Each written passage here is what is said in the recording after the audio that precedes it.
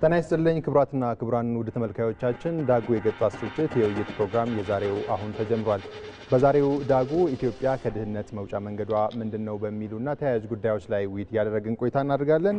በተለይ ኢትዮጵያ እንግዲህ በርካታ የተፈጥሮ ሀብት እንዲሁም የሰው ኃይል ያላት ሀገር ነች። ሆኖም ለረጅም ዓመታት እንግዲህ በድህነት የምትጠቀስ እንዲሁም ተረጅነት የምትጠቀስ ሀገር ናት። አሁን ላይ ግን እንደ ሀገር የተጀመሩ ስራዎች ከዚህ የመላቀቅ ስራን እያፋጠኑ እንደሆኑ እንግዲህ እየተመለከትን ነው የምንገኘው። የዛሬው የዳጉ ውይይታችንም በዚሁ ላይ ትኩረቱን ያደረገ ነው የሚሆነው። በዚህ ጉዳይ ላይ ውይይት እያደረጉ አብረውን ቆይታ የሚያደርጉ ሁለት እንግዶችም እዚህ ስቱዲዮ ተገኝተዋል። እንዲሁም ከወላይታ ሶዶ ስቱዲዮም ሌላ እንግዳ የሚቀላቀሉ ነው የሚሆነው። ወደ ውይይታችን ከመግባታችን በፊት ግን ባልደረባችን ሰብለወርቅ ኤልያስ ከዚህ ጋር በተገናኘ መነሻ የሚሆኑን ሀሳብ ታቀርብናለች። ሰብለ ወደ አንቺ። አመሰግናለሁ ብሩክ። እንግዲህ እንደምን ቆያችሁ ተመልካቾቻችን። በዛሬው የዳጉ ዝግጅታችን ኢትዮጵያ ያላትን አቅም ተጠቅማ በዘርፈ ብዙ ኢኮኖሚን በመምራት ምን ያህል ለውጥ ማምጣት ትችላለች፣ ያሉ አቅሞችስ የመጡ ለውጦችስ የሚለውን እናያለን። ለውይይት መነሻ እንዲሆን እንግዲህ ይህንን ስናይ ትላንትናን ማስታወስ ግድ ይለናል። ኢትዮጵያ እስካሁን ባለው ለምን አላደገችም፣ ኢኮኖሚዋ አቅሞች እያሉ ለምንድን ነው በፍጥነት መሄድ ያልቻለው የሚለውን በቀዳሚነት ማየት ግድ ይለናል። ለዚህ ደግሞ ላለፉት ረጅም ዓመታት በአንድ ኢኮኖሚ ዘርፍ ላይ ትኩረት አድርጎ መመራት በተለይም በግብርናው ዘርፍ ብቻ ትኩረት ያደረገ ኢኮኖሚ መምራት መቻሏ ለዚህ እንደ ችግር ይነሳል። ከቅርብ ዓመታት ወዲህ ግን ይህንን በግብርናው ላይ ብቻ ጥገኛ የነበረውን ኢኮኖሚ ወደ ዘርፈ ብዙ ብዝሃ ዘርፍ ኢኮኖሚ ሪፎርም በማድረግ መስራት መጀመሯ ይታወሳል። ለዚህ ደግሞ ፖሊሲን በማዋቀር ጭምር የሀገር ውስጥ ኢኮኖሚ ዘርፍ ማሻሻያ በማድረግ ጭምር ነው ዘርፉን ለማስፋትና ኢኮኖሚያን ለማዳበር ስራ የጀመረችው። ለዚህም ደግሞ ፖሊሲ መዋቀሩ ይጠቀሳል። በዚህም ከግብርና ጥገኝነት በመላቀቅ ግብርናው የመጀመሪያ ሆኖ በኢንዱስትሪ ደግሞ በማዕድን በቱሪዝምና በቴክኖሎጂ ዘርፎች የሚንተራሱ ወይም በዛ የሚመሩ ኢኮኖሚን መምራትን ሀገር ጀምራለች። በዚህም ባለፉት ጥቂት ዓመታትም ቢሆን ከግብርናው ባሻገር በመጡ በኢንዱስትሪው በማዕድኑ በቱሪዝምና በቴክኖሎጂ ዘርፎች ለውጦች መጥተዋል። ይሄ የሀገር ውስጥ ኢኮኖሚ ማሻሻያ ሪፎርሙ ውጤት ነው ማለት እንችላለን። ብሩኬ እንግዲህ ከዚህ ማሻሻያ በመነሳት ኢትዮጵያ የተለያዩ ፖሊሲዎችን በማዋቀር ፖሊሲ በመንደፍም በሰራችው ስራ ባለፉት ዓመታት ለውጦችን ማምጣት ችላለችና ይሄንን ለውጥ ስናይ የግብርናውን ኢንዱስትሪ ማዕድንና ቱሪዝም እንዲሁም ቴክኖሎጂ ዘርፎችን ማየት እንችላለን። ከነዚህ ዘርፎች ውስጥ የመጀመሪያው ግብርና ነው። እንግዲህ እስካሁን በነበረው በግብርና መር ኢኮኖሚም ስትመራ በነበረው ከሀገሪቱ ኢኮኖሚ ግማሽ ያህሉን የሚሸፍነው ግብርና ነው ተብሎ ይታወቃል። ከሪፎርሙ ወዲህ ግን ግብርናው አጠቃላይ 7.3 በመቶ ለውጥን አምጥቷል። በሪፎርሙ ትኩረት ተደርጎ በመሰራቱ ይሄም ደግሞ አጠቃላይ ከሀገሪቱ ኢኮኖሚ 2.3 በመቶ ያህል መሻሻልን አሳይቷል። ከዚህ በፊት በነበረው በግብርና ብቻ ሳይሆን ኢንዱስትሪ ላይም ማሻሻያ በመደረጉና የሪፎርሙ ወይም የሀገሪቱ ኢኮኖሚ የራሱን ድርሻ እንዲወጣ በኢንዱስትሪው ዘርፍም በተሰራው ስራ ኢንዱስትሪ በፊት ከነበረበት ባለፈው ዓመት ላብነት ብናነሳ 13 በመቶ ነው ዘርፉ ላይ ለውጥ የመጣው። ይሄም የሀገሪቱ አጠቃላይ ኢኮኖሚ እድገት ወይንም ጂዲፒ ላይ ደግሞ 3.7 በመቶ እድገትን ነው ያሳየው። ይሄንን ማየት እንችላለን። ከዛ ባሻገር ደግሞ ኢንዱስትሪ ላይ እንግዲህ የተለያዩ የማምረቻው አለ፣ ወደ ውጭ የሚላኩ ተኪ ምርቶችን ማምረት አለ፣ አገልግሎት ዘርፎች አሉ፣ ማዕድን አለ፣ ነዳጅ አለ። የተለያዩ ኢንዱስትሪ ዘርፍ ላይ የሚመደቡ ስራዎችን በትኩረት እንደ ሀገር በመሰራቱ እነዚህ ለውጦች መጥተዋልና ከዛ በፊት ከነበረው 13 በመቶ አጠቃላይ በዘርፉ እድገት አሳይቷል። ለሀገሪቱ ኢኮኖሚ እድገትም ደግሞ 3.7 በመቶ ነው ድርሻ ያሳየው። ከዛ ባሻገር ደግሞ ማዕድንን ማንሳት እንችላለን። ማዕድን ከዚህ በፊት እንደ ሀገር ትልቅ ሀብት የነበረን ትልቅ አቅም የነበረን ግን ትኩረት ተደርጎ ባለመሰራቱ ምክንያት በ0.01 አካባቢ ነበረ በአጠቃላይ ሀገራዊ እድገቱ ላይ የነበረው ድርሻና ለውጥ መጥቶ ከለውጡ ወዲህ ደግሞ ማዕድንን እንደ አንድ የኢኮኖሚ አውታር በመጠቀማችን ምክንያት በሀገራዊ አጠቃላይ እድገቱ ላይ 1 በመቶ ድርሻ ሊኖረው ችሏል። በአጠቃላይ ጂዲፒ እድገቱ ላይ ባለፈው ዓመት ባስመዘገበው ማዕድን ዘርፍ ብቻውን 1 በመቶ እድገት ማሳየት ችሏል። ከዛ ባሻገር ደግሞ የዚህ የብዝሃ ኢኮኖሚ ዘርፍ ሌላኛው አውታር ተብሎ የተወሰደው ቱሪዝም ነው። ቱሪዝም ላይ የተለያዩ ስራዎች ተሰርተዋል። በፊት የነበሩ የቱሪዝም መዳረሻዎችን ማደሱ፣ እንደ አዲስ መስራቱ፣ ለአገልግሎት ማብቃቱ እንዳለ ሆኖ በገበታ ለሸገር፣ በገበታ ለሀገር፣ በገበታ ለትውልድ በተሰሩ ስራዎች ሰፊ ለውጦች መጥተዋል። እንደ ሀገርም ለአብነት ማንሳት ብንችል የነበሩት እንዳሉ ሆኖ እንደ አዲስ ደግሞ በገበታ ለሀገር ፕሮጀክቶች 8 የሚያህሉ አዳዲስ ፕሮጀክቶች ወደ ስራ በመግባታቸው በቱሪዝም ዘርፍም ትልቅ ለውጥ መጥቷል። ከዛም ባሻገር ደግሞ ቴክኖሎጂ ሌላኛው የዚህ የብዝሃ ኢኮኖሚ ዘርፍ እንደሆነ ይታወቃልና በዚህ ደግሞ በተሰሩ ስራዎች ለምሳሌ አገልግሎት አሰጣጥን ማሻሻል፣ ሁሉም ኢትዮጵያዊ የሚታወቅበትን ስርዓት መዘርጋትና ዘመናዊ ቴክኖሎጂ የሚጠቀሙ ትውልዶችን ለዚህ አሰራርም ደግሞ እንቅፋት የሆኑ ችግሮችን የሚፈቱ በእውቀት የበለጸጉ ዜጎችን ለመፍጠር በተሰራው ስራዎች ይጠቀሳሉ። በቴክኖሎጂ ዘርፍ የተሰሩ ስራዎችን ለአብነት ለማንሳት መሶብ አንድ ማዕከል አገልግሎት ይጠቀሳል።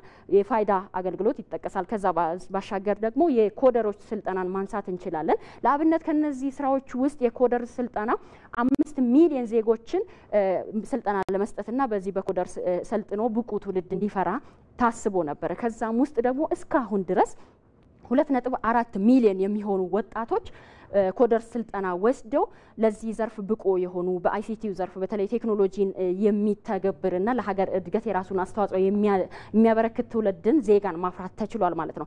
በዋናነት እነዚህ የብዝሃ ዘርፍ ኢኮኖሚ ማሻሻያው አላማው ከተረጂነት መላቀቅ ነው። ከተረጂነት ስንላቀቅ በራስ አቅም የውጭ ጥገኝነት በመላቀቅ ነው። ለዚህ ደግሞ እንደ ሀገር የተሰሩ ስራዎች ከነዚህ ከአምስቱ ዘርፎችም ውስጥ ሆኖ በተለይ በግብርናው አደጋዎች ሲደርሱ ችግር ሲመጣ ኢትዮጵያ የውጭ ጥገኝነት የውጭ ተረጂነት ነበር የምትታወቀው። ይሄንን በራስ አቅም ለመሸፈን በአይነትም በገንዘብም የአደጋ ስጋት የአመራር ፖሊሲ ተዋቅሮ ስራዎች ተሰርተዋል ከ2016 አጋማሽ ወዲህ።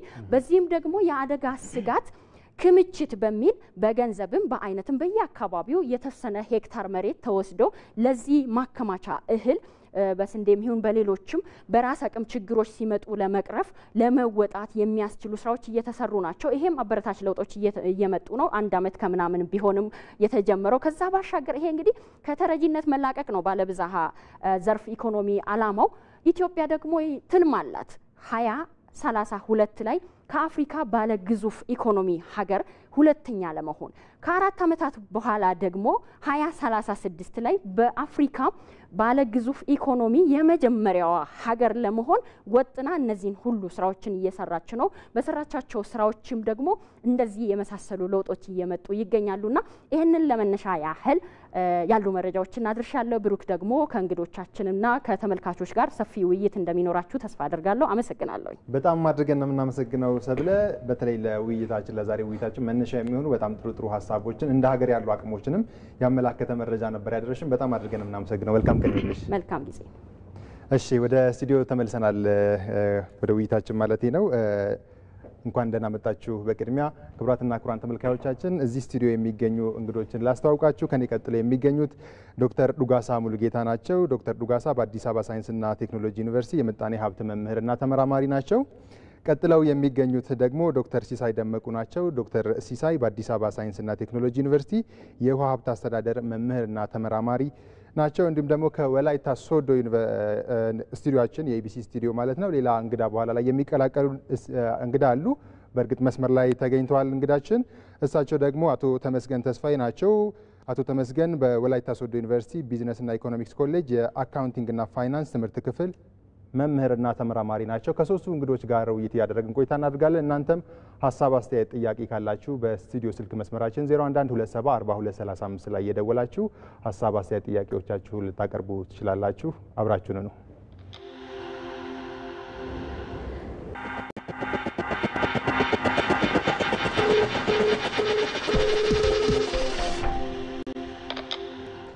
ተመልሰናል። ክቡራን ተመልካቾች እንግዶቼ በድጋሚ እንኳን ደህና መጣችሁ። ከእንደና ቆያችሁ። እንዲሁ ከወላይታ ሶዶ ዩኒቨርሲቲ ከወላይታ ሶዶ የኢቢሲ ስቱዲዮ የተቀላቀሉን እንግዳም እንኳን ወደ ዳጉ በሰላም መጡ ለማለት እንወዳለን።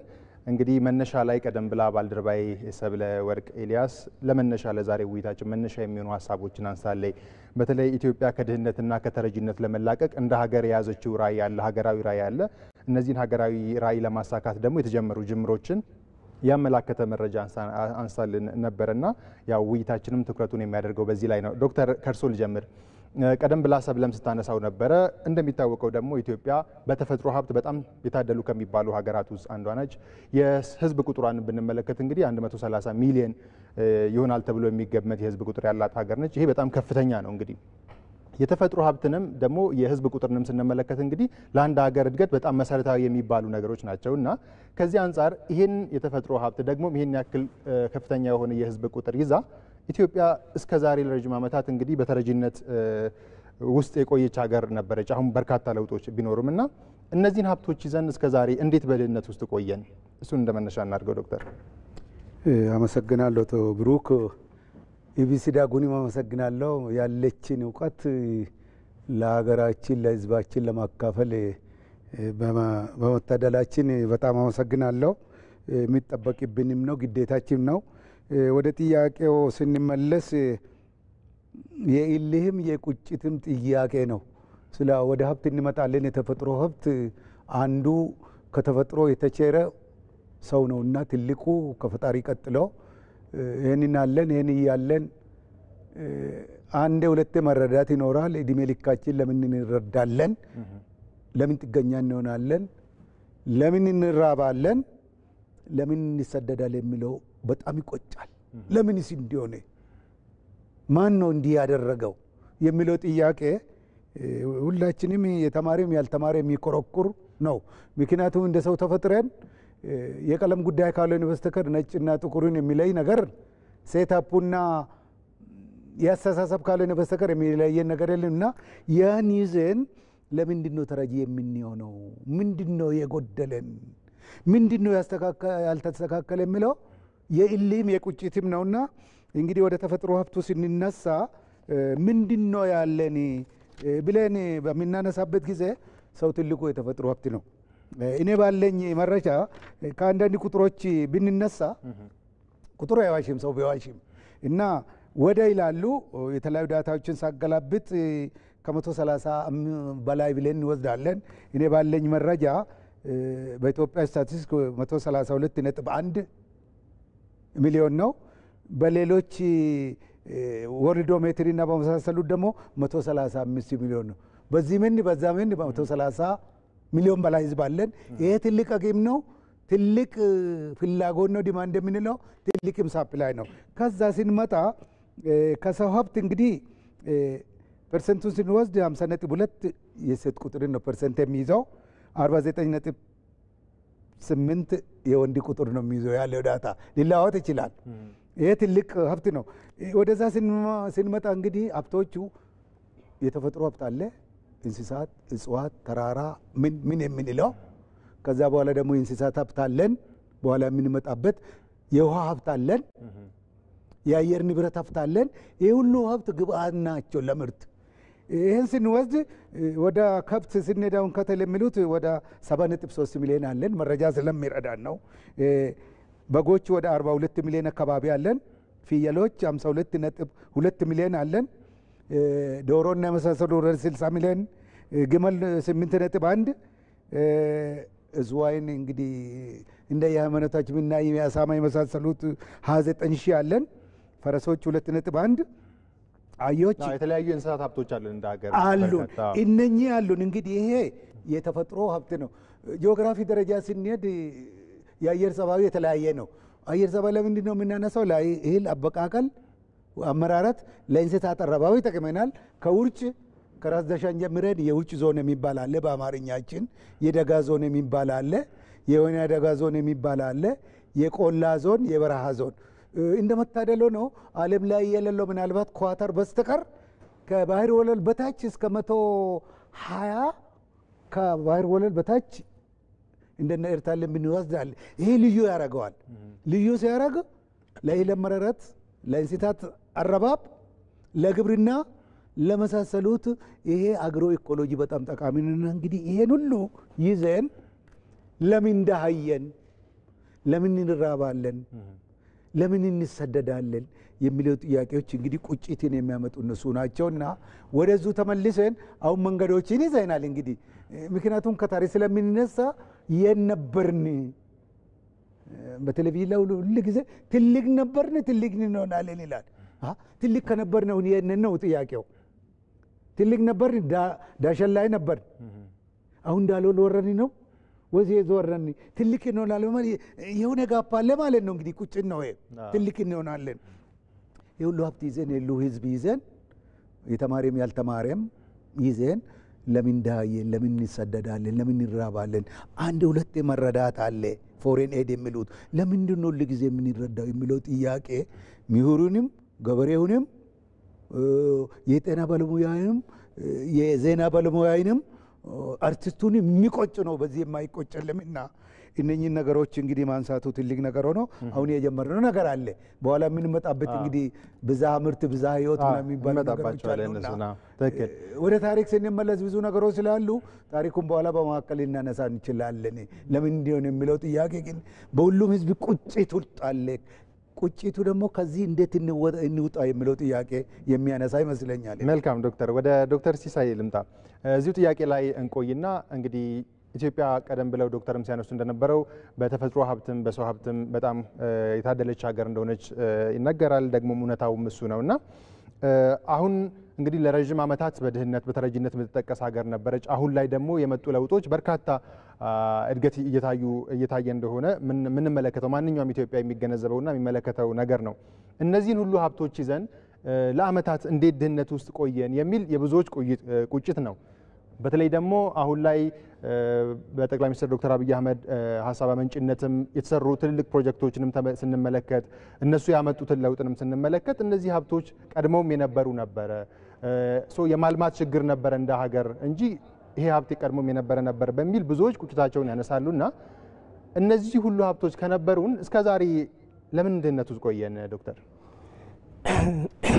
እጅግ በጣም አመሰግናለሁ ብሩክ።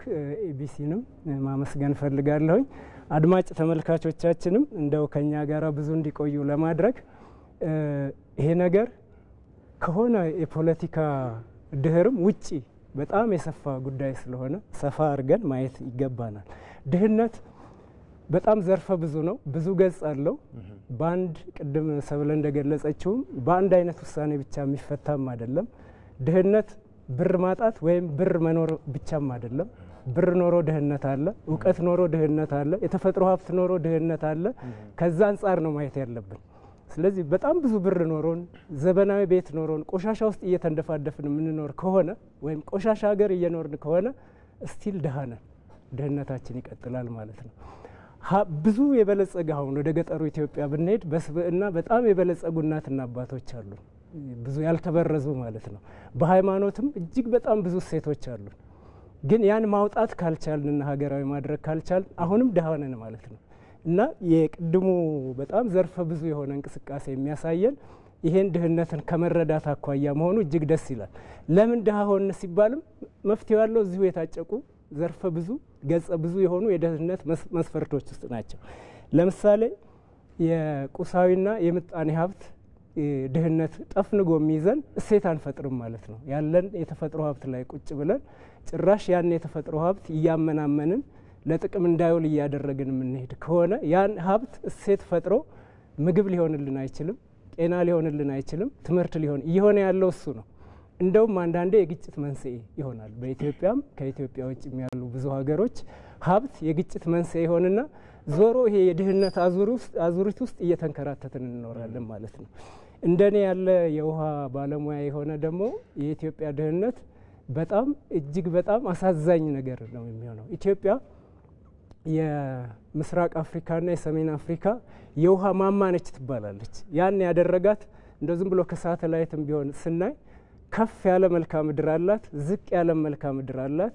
ሜዲትራኒያን ባህርና ህንድ ውቅያኖስ አሉ። ከዛ የሚነፍስ ንፋስ ይመጣና እዚህ ከፍ ያለ የኢትዮጵያ መልክዓ ምድር ላይ ቀዝቅዞ በሚወርድ ሰዓት ኢትዮጵያንም አልፈው የሚሄዱ ሌላ ሀገራትን ሁሉ የሚያጠጡ ወንዞች አሉ። ለብዙ አመታት ለወርቅ፣ ከርቤ፣ እጣን፣ ለሀጂና ኡመራ ስንጠቀምበት የነበረው የቀይ ባህር ውሃችንም አንዱ የድህነታችን ምንጭ ነው ማለት ነው። በሱም ጋር የመጣ ቀውስ ማለት ነው። አንድ ጋር እናየዋለን ብዬ ነው የማስበው። ከውሃ ጋር ስናይ አንዱ አሳዛኝ የሚያደርገው ይህንንም የውሃ ሀብታችን እንዳንጠቀም ይሄኛውንም እንዳንጠቀም በውስጥም በውጭም ጠፍረው ያዙን። የአሁን ጊዜ ብቻ አይደለም፣ እጅግ ለዘመናት ከአጼ ዳዊት ምናምን ጀምሮ የተያዙ ብዙ ታሪኮች አሉን። ዶክተር ዱጋሳ ሊያነሳው ይችላል ከታሪክ አኳያ። ዞሮ ግን እዚሁ የድህነት ማነቆ ውስጥ የድህነት አዙሪት ውስጥ ይሄዳል። እሱ ደግሞ ይወስደንና መልሶ የስነ ልቦና ድህነት ደግሞ ይመጣል። አንደኛ ይሄን ሀብት መኖሩን አለማወቅ ወይም ማቃለል፣ ሁለተኛ አውቀንም ለማልማት ብዙ ወኔ ማጣት። ይሄኛውን እኔ እንደውም የምለው እንደው ዓለም አቀፍ እንትኖች ከሚሉት የዜግነት ድህነት እላለሁ። ዜግነት በጣም ቁልፍ ነገር ነው። ግዴታን ተወጥተህ መብትህን የምትጠቀምበት ነው ዜግነት። ነጻነትም ማለት ግዴታን ተወጥቶ መብታችንን የምንሰበስብበት የምንጠቀምበት ነው። ይሄ ዜግነት ድህነት ሲኖር ያ የተፈጥሮ ሀብት ተቀብሮ እንዲቀር ያደርጋል ማለት ነው። ዜግነት እንድንተሳሰብ የሚያደርገን ነው። አንዳችን ለአንዳችን የምንቆረቆርበት፣ አንዱ እውቀት ያለው እውቀት የሌለውን ይዞ የሚነሳበት፣ ሀብት ያለው ሀብት የሌለውንም ይዞ የሚነሳበት ነው። አንዱ ድህነታችን አንዱ ማነቆ ያለው እሱ ላይ ነው። ከውጭም ባለ ጫና በእኛም አርቆ አለማሰብ እዛው ተጠላልፈን ቁጭ እንልና ይሄ ቅድም የተነሱትን ድሮ የነበሩ ሀብቶች መኖር ብቻ አይደለም እየተመናመኑ ሁሉ እንዲሄዱ ነው። አፈር ይሸረሸራል፣ ደን ይመነጠራል፣ ውሃ ላግባብ ይሄዳል፣ የአየር ንብረት ለውጥ ይመጣል። እንደው እየተመናመኑ መሄድ ላይ እስኪደርሱ ድረስ የደረስንበትና እየተራቆትን ያለንበት ነው። ስለዚህ ድህነት ይህን ሁሉ የያዘ ነው። ከአእምሮ ጋር ይያዛል፣ ከባህል ጋር ይያዛል፣ ከተፈጥሮ ሀብት ጋር ይያዛል፣ ከውጭ ግንኙነት ጋር ይያዛል። በትምህርትም ልቆ ተግባራዊ የሆነ ትምህርት ስርዓትም አለማስፈንም ጋር የተያዙ ስለሆኑ እነኚህ ሁሉ አንቀው ዛሬ አድርሰውናል። አሁን ግን ተቆጭተን አንድ ጋር ሆነን ለነኚህ ሁሉ ዘርፈ ብዙ የሆኑ የድህነት ማነቆች መፈልፈያ ጎታዎች እያንዳንዳቸውን እየዘጋን አዲስ ከድህነት የመውጫ በሮችን በሁሉም ዘርፍ እየከፈትን ካልሄድን የከፋ ነገር ነው የሚጠብቀን ወደፊት ማለት ነው። ከዛ አንጻር ካየነው አሁን ቀጥሎ የምንወያየው ነገር ለአድማጭም ለተመልካችም ለሁላችንም ግልጽ ይሆናል፣ ጥሩ ነገር ይኖረናል ብዬ አስባለሁ። በጣም ጥሩ ሀሳቦችን እያነሳን ነው። በጣም አመሰግናለሁ ዶክተር። እስቲ አሁን ደግሞ ወደ ወላይታ ሶዶ ስቱዲዮ እናቅናና እዛ የሚገኙት እንግዳችን አቶ ተመስገን ተስፋዬ ናቸው። አቶ ተመስገን ቀደም ብለን እንግዲህ ከድህነት ጋር ተያይዞ ለምን ድሃ ሆንን፣ በተለይ ደግሞ በርካታ ሀብቶችን የተፈጥሮ ሀብቱም የሰው ሀብቱም ከፍተኛ ሆኖ ሳለ በኢትዮጵያ ለምንድን ነው ኢትዮጵያ በድህነት ውስጥ የቆየችው እስከ ዛሬስ?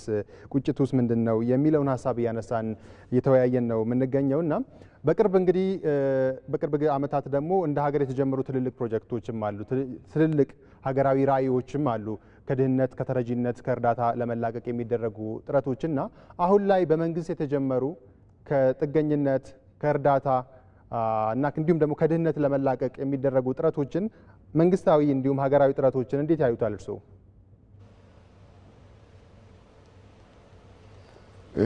መልካም አመሰግናለሁ ስለጋበዛችሁኝ በድጋሚ።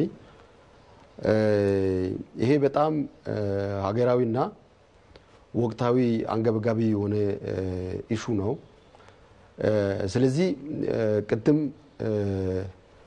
እንግዶች ዋና ስቱዲዮ ያሉ እንግዶች ሲያወሩ ሰምቻለሁና ኢትዮጵያ ትልቅ እምቅ ሀብት ያላት ሀገር ነች። ምናልባትም በአፍሪካ ቀዳሚ ሀገር ነች በዚህ ሀብት ብዬ ብናገር ማጋነን አይሆንብኝም። ስለዚህ እንደዚህ ሀብት ይዘን ለምንድን ነው ሁሌ ድሃ የሆን ነው? ይህንን ሀብት ይዘን ይህንን ወጣቱን ኃይል ይዘን ይህንን መልካም ምድር ይዘን ይህንን ቶፖግራፊ ይዘን ይህንን ደግሞ አመቱን ሙሉ ፀሐይና ዝናብ ጊዜውን ጠብቆ ተፈራርቆ እድል እየሰጠን ለምንድን ነው ድሃ የሆን ነው የሚለው ነገር ከማውራት ባሻገር ምንድን ነው አሁን ከቅርብ ጊዜ ጀምሮ ምናልባትም ከለውጡ አመት በፊትና ከለውጡ አመት በኋላ ብለን ከፍለን ማየት እንችላለን ማለት ነው። ስለዚህ ከድህነትና ከተረጅነት ለመላቀቅ በሀገራችን ደረጃ የተጀመሩ ሜጋ ፕሮጀክቶች አሉ። ለምሳሌ ከነዛ ፕሮጀክቶች መካከል ታላቁ የኢትዮጵያ ህዳሴ ግድብን መውሰድ እንችላለን ማለት ነው። ይሄ ታላቁ የኢትዮጵያ ህዳሴ ግድብ በራሳችን አቅም ራሳችን ግንበኛ ሆነን ራሳችን መካኒክ ሆነን ሰርተን ዓለምን ጉድ አሰኝተን እውን ያደረግነው ፕሮጀክት ነው ማለት ነው። ከዚህ ጋር ተያይዞ በክቡር ጠቅላይ ሚኒስትራችን አሁን የተጀመሩ ትላልቅ ሜጋ ፕሮጀክቶች አሉ። ስለዚህ ከነዚህ ባሻገር ሌላ ከቅርብ ጊዜ በፊት የተጀመሩ የማክሮ ኢኮኖሚ ማሻሻያ ፕሮግራሞች ኦር ፖሊሲ ማየት እንችላለን ማለት ነው። ስለዚህ እነዚህ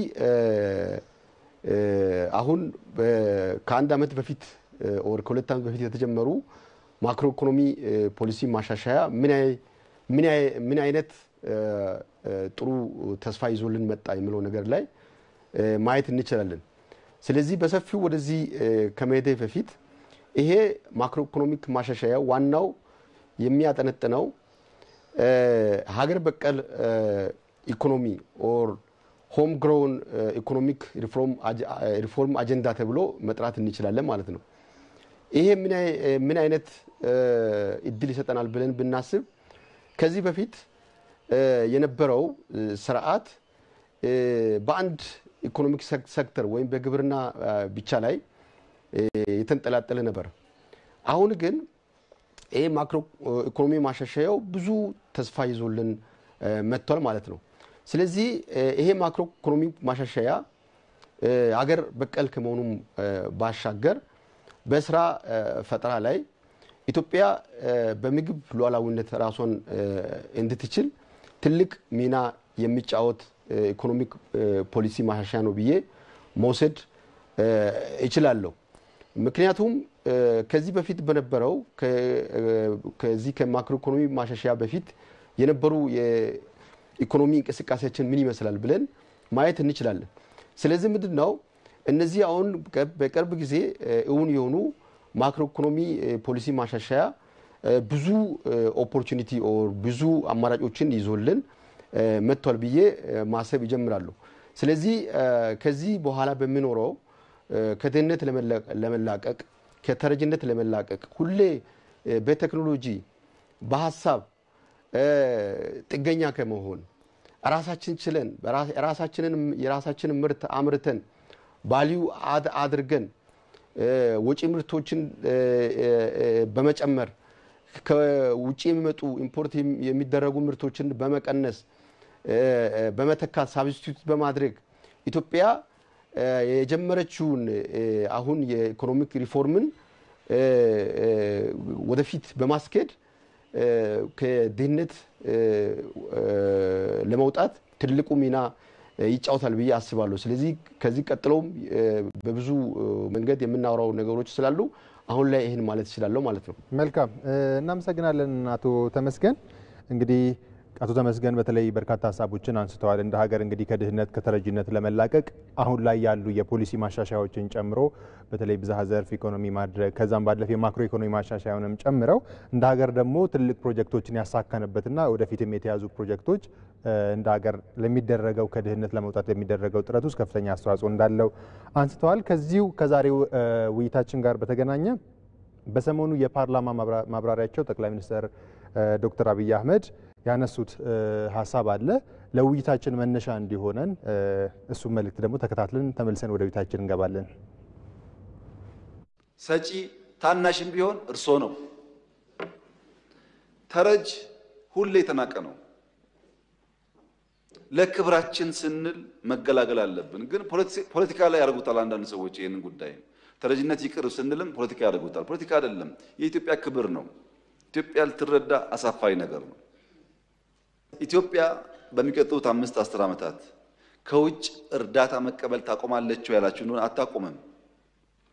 ግን እኛ መርዳት የሚፈልጉ ደጋግ ሀገራት፣ ደጋግ ኩባንያዎች፣ ደጋግ ግለሰቦች ኢትዮጵያ ለመርዳት ቅልብ ሆነ ያላቸው ግን ስንዴ ከሚያግዙን ትምህርት ቤት ይገነቡልናል፣ ሆስፒታል ይገነቡልናል፣ ከጨከኑ መንገድ ይገነቡልናል። እሱን እንፈልጋለን። እኛ ይቅር ያልነው ስንዴውን ነው እንጂ የሚያግዘን አቅም ካለ ጠቅለን ከችግር እስክንወጣ አያስፈልገንም ማለት አይደለም። ሰዎች ግን የሚገርማችሁ ነገር ለኢትዮጵያ የሚናገሩት እርዳታ ቁጥር ትልቅ ነው። ከነሱ ውስጥ አንድ ሃይስኩል ለመገንባት ፍላጎት ያለው ግን አታዩ። ኢትዮጵያ የተከበረው ምክር ቤት መለመኛ ሆናለች። እነዚህ ኃይሎች ዓለም ላይ ወጥተው 40 ሚሊዮን 50 ሚሊዮን ኢትዮጵያ ተርቧል ብለው ከለመኑ በኋላ የሚያግዙት ግን 1-2 ሚሊዮን ነው። መለመኛ ነው የሆነው። ቁጥራችን ከፍ ካልተደረገ አይገኝም። ከፍ አድርጎ ተናግረው ትንሽዬ ይገኛል። እሷ ከሷ ውስጥ ደግሞ ምን ያክል ነው ይመጣል አላውቅም። መጨከን ይፈልጋል። አብረን ብንጨክን ጥሩ ነው። ብንጨክን ጥሩ ነው። ፖለቲከኞችም የሚዲያ ሰዎችም ብታስቡበት ጥሩ ነው። ይሄ የግል የምናምን የፓርቲ ጉዳይ አይደለም። እንደ ኢትዮጵያ ይበቃናል፣ ደግሞም እንችላለን። ተረጅነት መጥፎ ካንሰር ነው።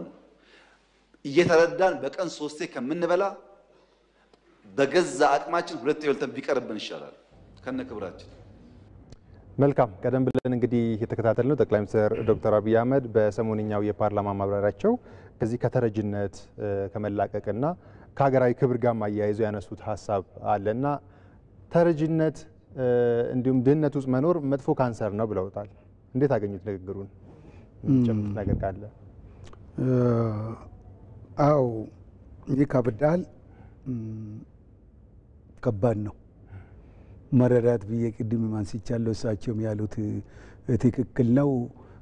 ለምን እንዳየን የሚለውን ትንሽ ቢጨምርበት ነው ወደዛ ቢመጣ እጅግ በጣም ቆንጆ ነው። እንግዲህ ድህነት አንዳንዱ የ40 ቀን እድል ነው ይላል፣ አንዳንዱ ነው የሚላል። የ40 ቀን እድል የሚባል ነገር የለም። የባህል የመስራት የመሰልጠን ጉዳይ ነውና ለምንድን ነው እንዲያደረገን የሚሉት እኔ እሱ ጋር ነው እንዲረዳ የሚፈልገው። ሁለት ነገሮች አሉ፣ ውስጣዊና ውጫዊ ችግሮች። ስናስቀምጥ የውጫዊው የምናነሳው ዶክተር ሲሳይ ብለዋል ቅድም። እኔ ታሪክ ሰው አይደለም ታሪኩን ያነሳል ብለው ነበር። የኢኮኖሚክ ታሪክን ነው ኢኮኖሚክ ሂስትሪውን ታሪኩን ኮመን ኮርስ የወሰድነው አለ መረዳት አግተንም። ግን 4 ነገሮችን አስቀምጣለሁ።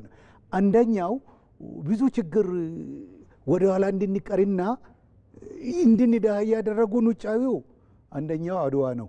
አድዋውን ብንኮራበትም ለምን አድዋ እንዲሆነ ቢባል የተሸነፉ ሰዎች ነጭ በጥቁር የተሸነፈው እንደ ቂም ይዞ በተለያየ መንገድ በባርነት አልተገዛንም፣ በቅኝም አልተገዛንም። አፍሪካ በዚህ ውስጥ ማቀቃለች። ኢትዮጵያ ከአፍሪካ ካሉት 50 ሀገሮች እንዴት ነጭን አሸነፈ የሚለው ብዙ ጠባሳ ይዞን መጥቶ የተሸነፉት የአድዋ ሙዚየም ሲቋቋምና ኢንስቲቱሽናላይዝ ሲሆን ነው። እሱ እንዳለ ሆነው ሁለተኛው አወዳጆ ነው እንጂ እንደ ጠላት እንትን ያደርግ የነበረው አባይ ነው። ግብጽ እና አጋሮቿ እያመጡ ያሉት ከአባይ ጋር የተገናኘ ብዙውን ጊዜ ጦርነት ያመጣብን አንዱ እሱ ነው። እሱን አሸንፌ ነው። ሶስተኛ ቀይ ባህራችን ነው። እንግዲህ ያሳዝናሉ ወታደሮቻችን። አይ ምጽዋ የሚል የታደሰ ቴሌ ሳልቫኖ እኔ ያሳዝነኛል። ዶክተር ያዕቆብ አለማርያም ሀሳብ የማናት ሀሳብና ምጽዋ ከቱርክ ከምን ከግብጽ ከጣሊያን ከእንግሊዝ ጋር ሲናገናኝ እስከ ዛሬ ድረሰውን ወደ ባልባ ሆነን ያልነውም ሶስተኛው እሱ ነው። አራተኛው የውስጣችን ነው። የውስጡ እኔ በእኔ ዕድሜ ትንሽም ልጅ ሁኜ እንግዲህ ከአብዮቱ ጀምሮ እየተላለቅን ነው። 66ቱ አብዮት ከዛ በኋላ ባለው የኤርትራ የሰሜኑ የሀገራችን ጦርነት ከሶማሊያ ጋር የነበረው ግጭት ውስጥ የምንተላለቅ ነው። አሁን ያላቆመው እንደማንድ እንትን ሰዎች ሲከራከሩ ኢትዮጵያ ከታሪኳ ምን ተማሪች ብለው ሲጠይቃሉ ኢትዮጵያ ከታሪኳ የተማሪችው ነገር ቢኖር ከታሪኳ አለመማሯን ነው አለ። በጣም የሚከብድ ነው። ኢትዮጵያ ከታሪኳ የተማሪችው ከታሪኳ አለመማሯን ነው። በአብዮት ተላለቅ ቀይ ሽብር ነጭ ሽብር ምን ተባለ። ብዙ ህዝብ ነው ያለቀ ብዙ ህይወት። አሁን ይሳቁሜናል ወይ የሚለው ጥያቄ ለድህነታችን መንስኤዎች ናቸውና እዚች ላይ ቁጭ ብለን ምን እንማር ከዚህ። እሳቸው ቅድም ያሉትም እኛም እንግዲህ አሁን የወጡ ፕሮጀክቶች አሉና ለኢድጋት ያ63ቱ ምናልባት እዚህ ጋር ምን እንማር የሚለውን እንመለስበታለን። መስመር ላይ ደዋይ እንዳለ ስለተነገረኝ ነው። እሺ ስልክ ተቋርጧል፣ እንደተቋረጠ ተነግሮኛል። እንቀጥላለን ውይይታችን። ቀደም ብለው ሲያነሱ የነበረውን ሀሳብ ይቀጥሉ። በተለይ ደግሞ በድህነቱ ከኖርንበት ዘመናት ምንድነው የምንማረው? አሁን ቀደም ብለው ሲያነሷቸው የነበሩ 4 ጉዳዮች አሉ። እንግዲህ ድህነት ውስጥ እንድንቆይ ያረጉን ምክንያቶች ብለው የጠቀሷቸው ጉዳዮች አሉና ከነዛ ስህተቶች እንዴት ነው ተምረን አሁን ቀጣይ ለተያዘው ሀገራዊ ራዕይ ወደ እድገት የመምጣቱ ከድህነትና ከተረጅነት የመላቀቁን ነገር ለማሳካት ምንድነው የምንማረው ከነዚህ ካለፈው ታሪካችን? በጣም ቆንጆ ጥያቄ ነው። እንግዲህ አንዱ የቅርብ ጊዜው ጳጉሜ 4 የተመረቀው ከአባይ ምን እንማር ነው ከህዳሴ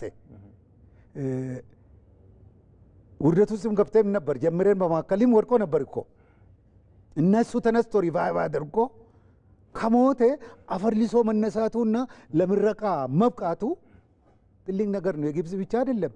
የጸጥታ ምክር ቤት ስንት ጊዜ ነው አሜሪካ ላይ የተጠራው? እኔ በጣም ትልቅ ክብር አለኝ ለተከራካሪዎቻችን ስለ አባይ የጸጥታ ምክር ቤት ውስጥ የተከራከሩትና አደብ ገዝቶ በጥበብ በዊዝደም ለዛ መብቃት እንጂ ሌላ የውጫሌ ውልም ተፈርሞ ነበር እኮ ትንሽ ብንሳሳት ኖሮ እንደ ፕሬዚዳንት የዛኔ ፕሬዚዳንት ትራምፕና የአሜሪካ ግምጃ ቤት ግፊት እኮ የውጫሌ ማኑ ነክተን ነበር። ሌላው ደግሞ ግብፅን እኮ እንትን አድርገን ነበር። እሱን የቻሉት በእውቀት ያላቸው ጥበብ ያላቸው ዲፕሎማሲ ያላቸው ሰዎች የተከራከሩት በሱ ድል መጣን። ከሱ አንድ ነገር ተማርን። ይሄ የትዕግስት ጉዳይ፣ የሲነርጂ ጉዳይ፣ የመተባበር ማን ነው ከመቀነቱና ከምስጢር ኪሱ ገንዘብ ያላዋጣ ለህዳሴ ግድብ እንደዚህ ነው ህዝብ መተባበር። አሁን የሚቀጥለው ማለት እንግዲህ ፕሮጀክቶቹ በዛ ፕሮጀክት የምንላቸው ነገር አለ። እንደገና ደግሞ የመተንፈሻ አካል የምንለው ሳምባችንን ስንጥባችን የባህር በር ነውና ከዚህ እንግዲህ መታገሱና ካለፈ እልቂት ምን ተማርን? ሰው አለቀ። ከሰው በላይ ክቡር ነገር የለም። ሀብት አለቀ። ከሱ በላይ ክቡር ነገር የለም። ጊዜ የምናደርግበት ጊዜም በጭቅጭቅና በጦርነት አጠፋን። ከሱ መማር አንችልም ወይ ነው? አሸናፊም ተሸናፊም የለም በዚህ ምድር ላይ። ይቅርታ አድርግልኝና ያለው እልቂት ነው። ጦርነት ደግሞ ለማንም አልጠቀመም። ምናልባት የጠቀመው ብረዳው እኔ ለአእምሮ ይከብዳል። መሳሪያ ሻጩን ጠቅሞታል። በዛ ደግሞ ጠቅላይ ሚኒስትሩ እንደተናገሩት በዛ እንትን እያደረጉ ውጭ ነው በኢትዮጵያ ህዝብ ይህን ያክል ተፈናቀለ ይህን ያክል ተራበ ብሎ ፈንድ ራይዝ አድርጎ 98% ለራሳቸው አድርጎ 2% ለኛ ኢትዮጵያ መለመኛ ሆናለች። መለመኛ እሱን ነውና እሱን ራጋ ቆም ብለን ከአንድ እንጀራ በላይ አንበላ ስንሞትም እንጃ ከፍተኛ 2.5 ሜትር መሬት ቢይዝ ነው። ከዛ በላይ የለም። ዞሮ ዞሮ ቢሊየነርም ሚሊየነርም ብንሆን እሱን አስበን ልዩነታችን ይዘን መዝማማት አንችልም ወይ? መተባበር አንችልም ወይ? መመካከር አንችልም ወይ? መቻቻል አንችልም ወይ? መተጋገዝ አንችልም ወይ የሚለው ጥያቄ ከሱ ካልተማርን አሁንም ቢሆን እድገትና ልማት ይርቀናል። ያን ካደረግን ግን ነገ ጠዋት ነው እድገት እንለም። ለምንድን ነው ነገ ጠዋት የሚሆነው? እኔ ኦፕቲሚስት ነኝ። ኦፕቲሚስትነቴ ደግሞ ዝም ብሎ በባዶ እንትን አይደለም። ያለው ሪሶርስ ቅድም ያስቀመጥ ነው። የሚሰራ የሰው ኃይል አለን። ቴክኖሎጂውን ቆርጦ መጠቀል ነው። ኢትዮጵያን ህዝብ ማድረግ ነው።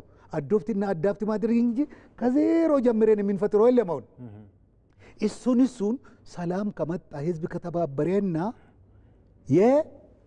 ለመስራት አቂማ ኢኮኖሚ የደረሰ ከ16 ዓመት በላይ 67 ሊሆን ይችላል እንደ የጤንነቱ ያን ሁሉ ኮንትሪቢዩት ካደረገ እቺ ሀገር የሌላት እኮ ሀብት በአንጻራዊነት ከሌላ ሀገር ጋር ስትነጻጸራለና እንግዲህ ከታሪክ መማሪና መገዳደሉ መጠፋፋቱ አንዱ መግፋቱ ቢቀርና እኔ እበልጣለሁ አንተ ትበልጣለህ ሳይሆን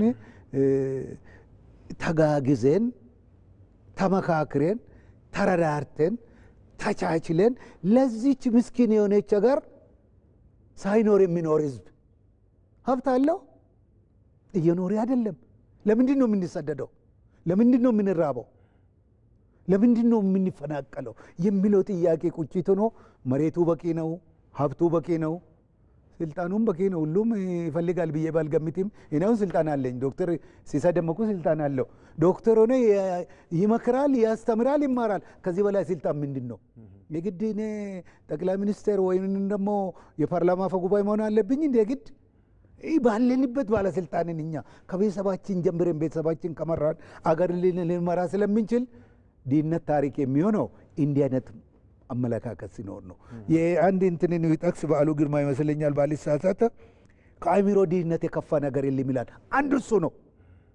አእምሮ ድህነት ማለት ዶክተሩ እያለ ፕሮፌሰሩ እያለ ገበሬው እያለ የዜና ባለሙያ እያለ ለምን እንዳየን የሚለው የአእምሮ ነው ብዬ አንዳንድ ጊዜ ምን ጎደለኝ ዱጋሳን እላለሁ። ለምንድን ነው አእምሮ ዳየ? ባለብዙ ፈርጅ ብዙ አልተርናቲቮችም ደግሞ ምንድነው ፐርስፔክቲቭ አይተን ለምን እናድግም? ለዚህ እንግዲህ ህዝብ ውስጥ መሰረት የግድ ይላል። ደጋግሞ ጥሩ ነገር ሲነርጂ እየረጨን ፖዚቲቭ ነገሩን እየረጨን ኔጌቲቭ በተፈጥሮ አለ።